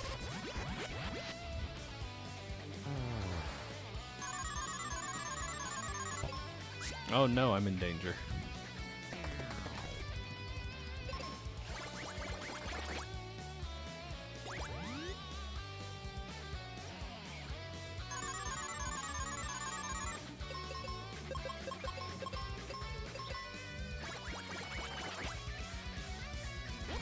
That was a rough open. Let me tell you.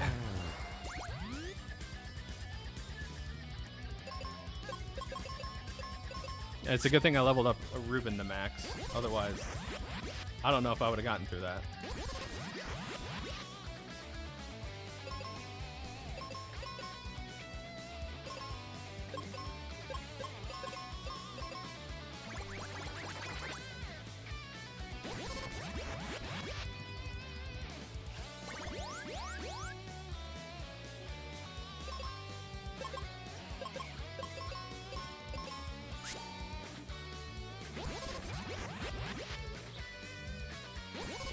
Come on, let's just get through this.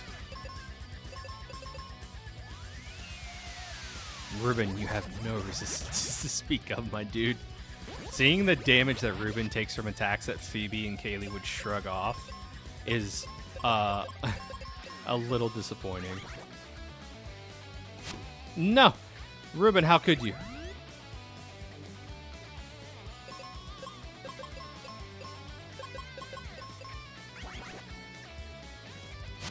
Why again?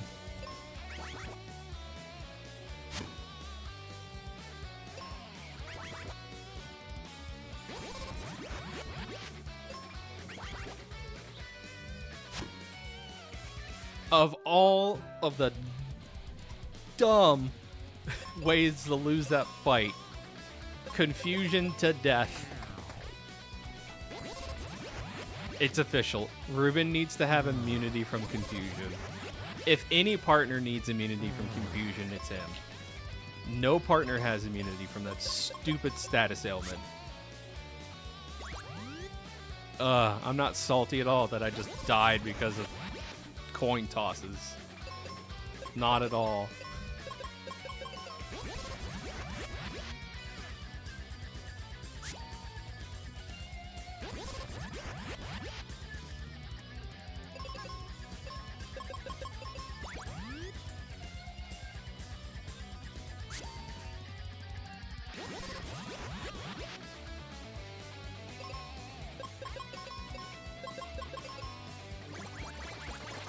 I also forgot in that last fight that Arrow does a lot of damage to the Wyvern.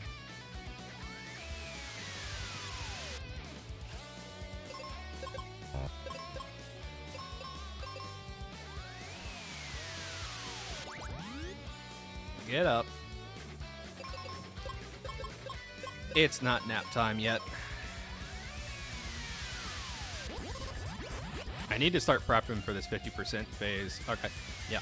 All right, so next turn I'm going to defend with Ben because I'm pretty sure it's going to be nothing but confusion from here on out.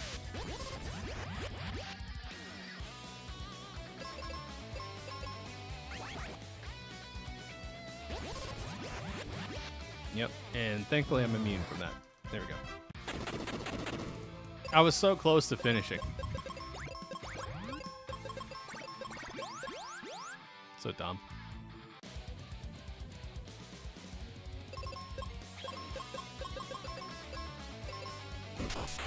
Oh, we're rolling Dark King Phase 3. Got it. All right, let's do this. Spider Kids, Webs, Flares, Mega White, all on the table. Awesome.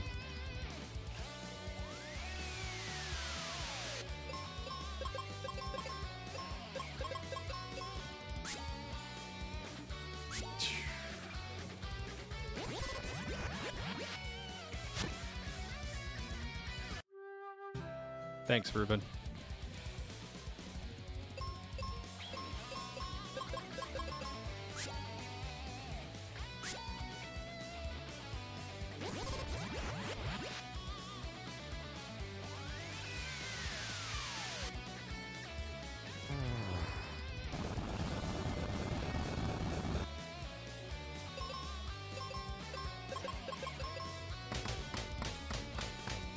Ow.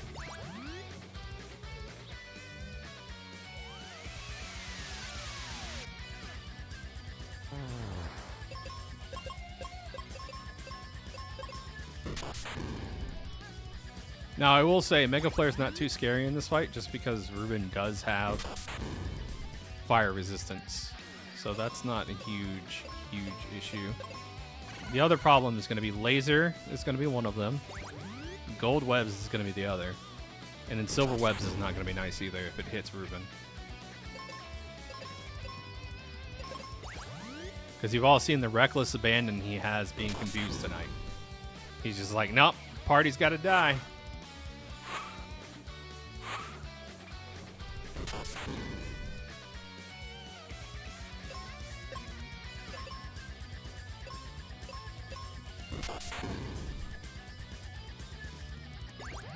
Yeah, he just kind of took those in stride. It is what it is.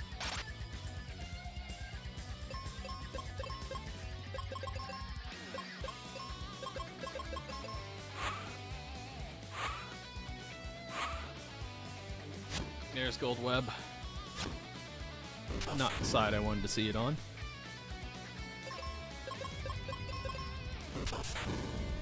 The only upside to this fight is also, instead of King, I have backup damage I can do to Za with Arrow. I can't do that to King.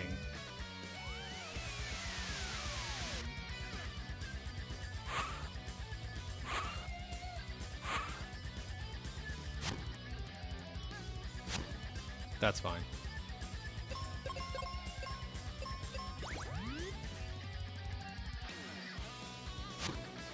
that's fine again.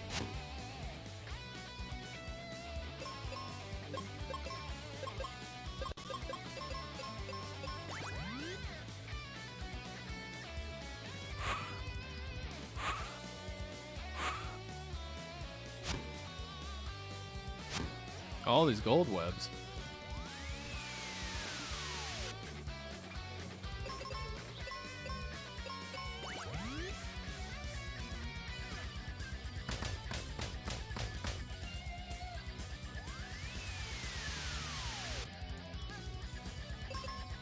As long as I can punch out some consistent damage, I'm okay with this fight over Pazuzu. All right. Almost there.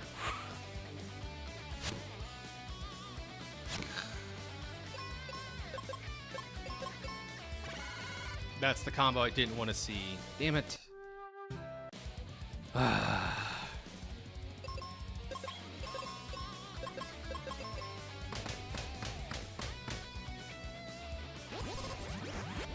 What a start.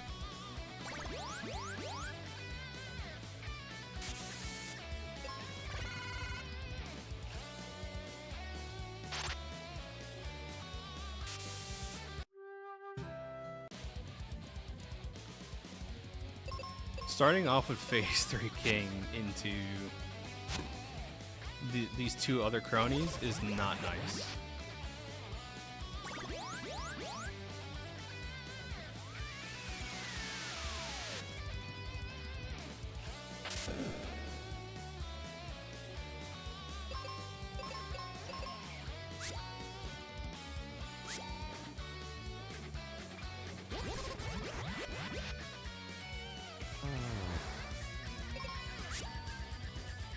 Oh boy, here we go.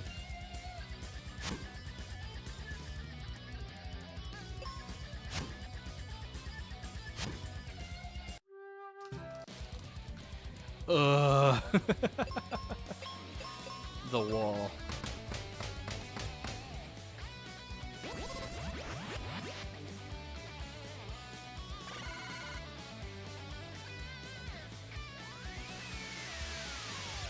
There we go.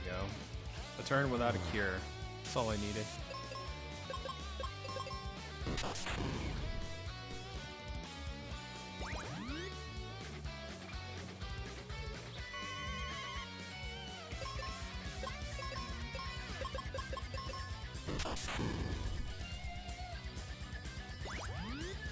And then we just need to get through this stupid HP pool.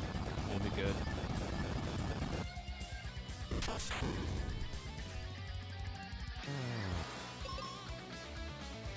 Yeah, the wombo combo of you lose is disheartening, to say the least.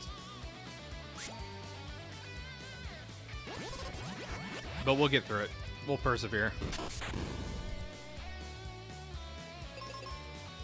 This is like true final boss territory right here, though. Like, Za with Dark King 3-4 moveset is like everything you don't want to see in the game all wrapped up in once. He's still got a stupid high HP pull, annoying moves, and a reflect mechanic now.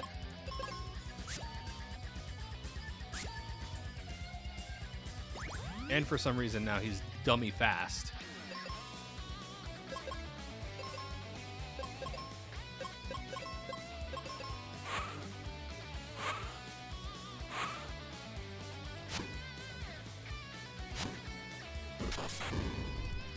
Yeah, I'm gonna have to start playing it safe, which is gonna make this slog even more of a slog, but it's gotta be done.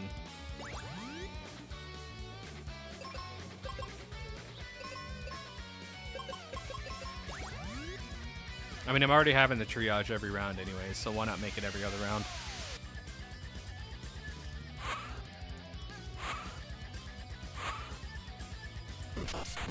At least Ruben's got the HP to live through a laser.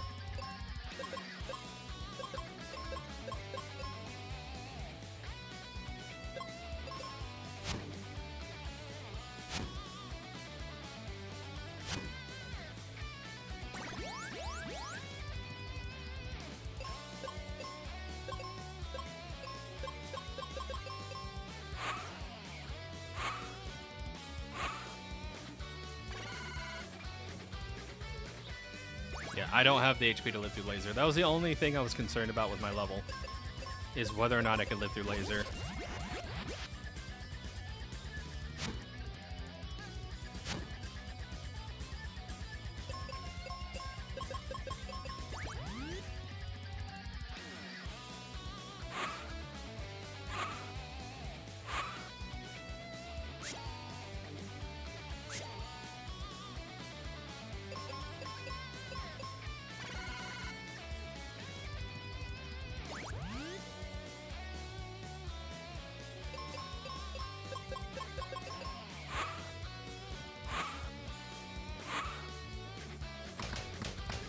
Beating me up with spider kids. Yeah, the downside with this strat is like spider kids and lasers will instantly KO me, leaving Reuben vulnerable, which is not something I want to have happen. Because, like, honestly, a combo of spider kid into gold web will game over me, like plain and simple.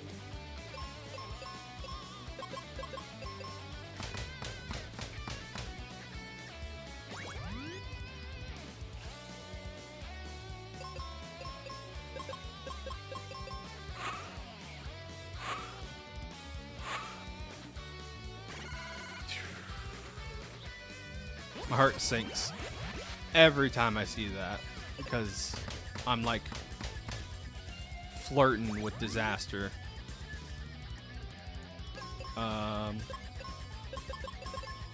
going to attack. Yeah, like this. Oh, thank goodness. Woo. Jeez Louise, that was rough.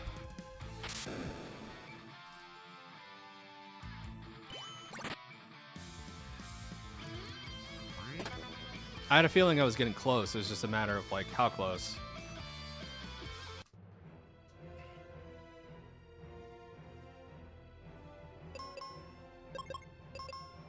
Alright, let's see what the king rolled. Something went down.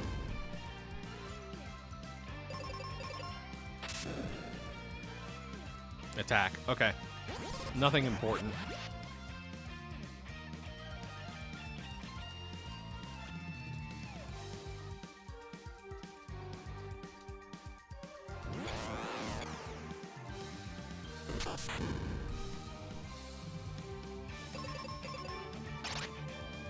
Owie.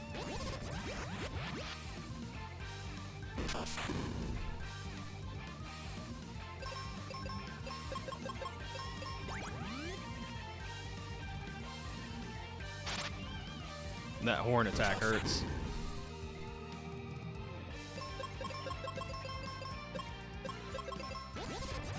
Please get out of phase, sir. I don't want to deal with that horn attack anymore.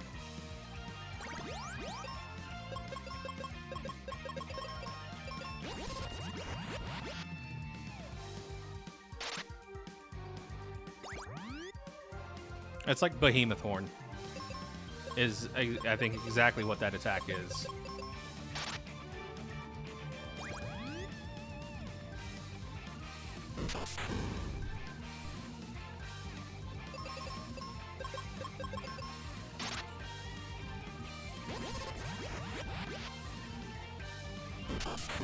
Can we get you into phase 3, please?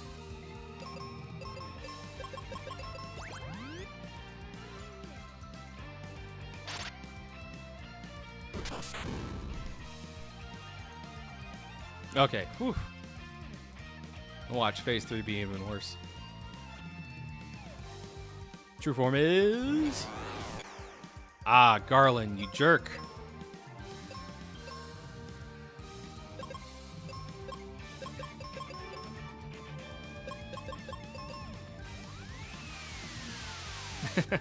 Right? It's like, I don't want a phase change. I have all these cool things. Behold, my stuff.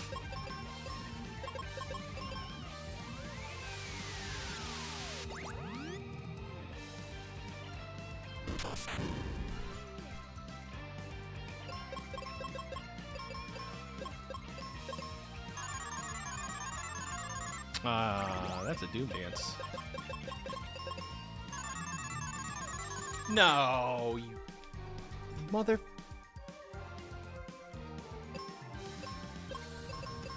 I've been Doom Danced so much this seed.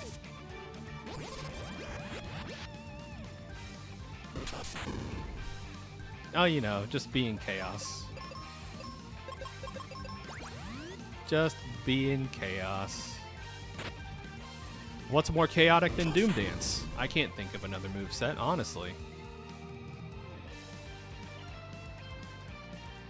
So, Dark King Phase 3 and 4 rolled Z or Pazuzu attack pattern. That's exactly what just happened. Oh, my defense is down. Awesome. So I just die in a hit now.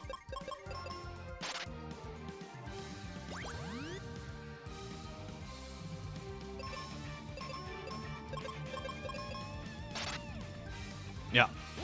My defense went down at some point. I need to take a refresher.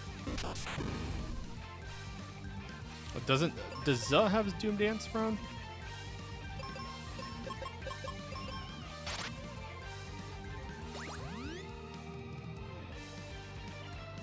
Okay, yeah, so Z and Dark King swapped.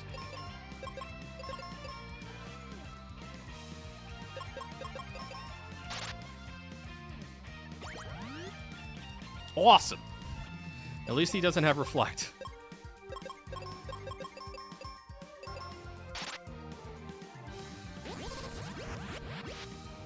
What drained my HP? I missed it.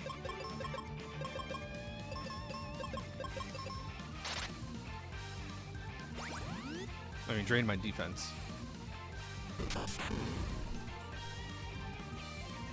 Ruben, I need you to shotgun me a soda, like straight into my face. Thank you.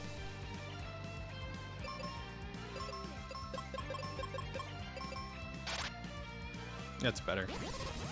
Not great, better.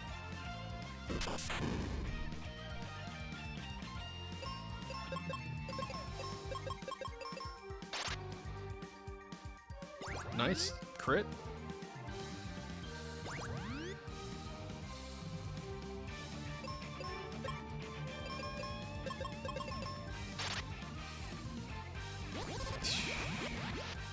These crits.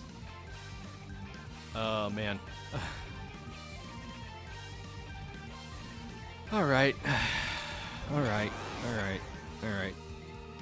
Let's do this.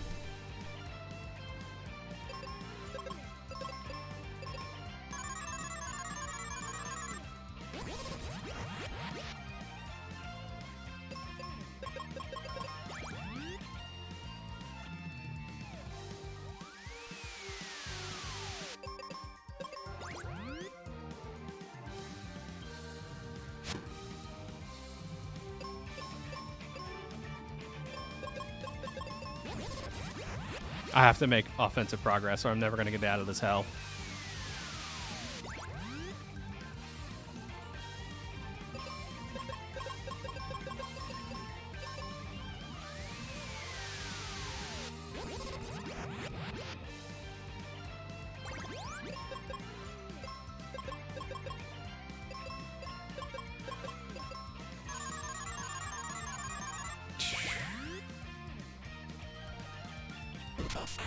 Every time. Every time it's awful.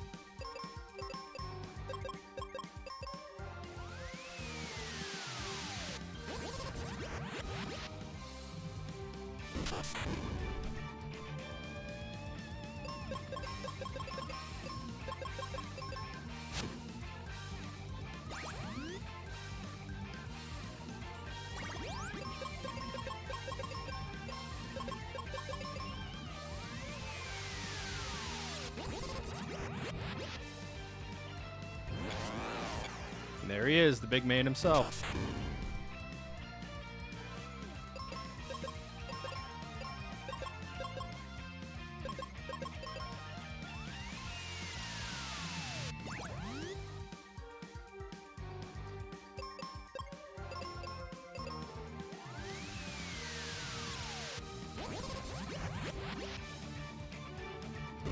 I've come to kill chaos. Time. Jeez Louise. Yeah, these are fine for someone at my level. Like someone who plays these a lot and has a lot of understanding of the ins and outs. I do think they need to be tuned down. I think they're a little too difficult for everybody to join in and have fun with the community race. Thank you for the GGs, chat. I appreciate it. So yeah, I'll give my feedback in the Discord. I'll get a couple more of these in probably tomorrow-ish. We'll see. And yeah, we'll go through these. If you can't find the VOD by its thumbnail, don't worry. I'll be changing that retroactively. I just use like a generic, like I'm live banner, and then I'll be going in and like changing, making a thumbnail based on the happenings of the VOD. Which in this one, there's a lot to pull from. I'll have my work cut out for me. But anyways, chat, thank you all for joining me for these.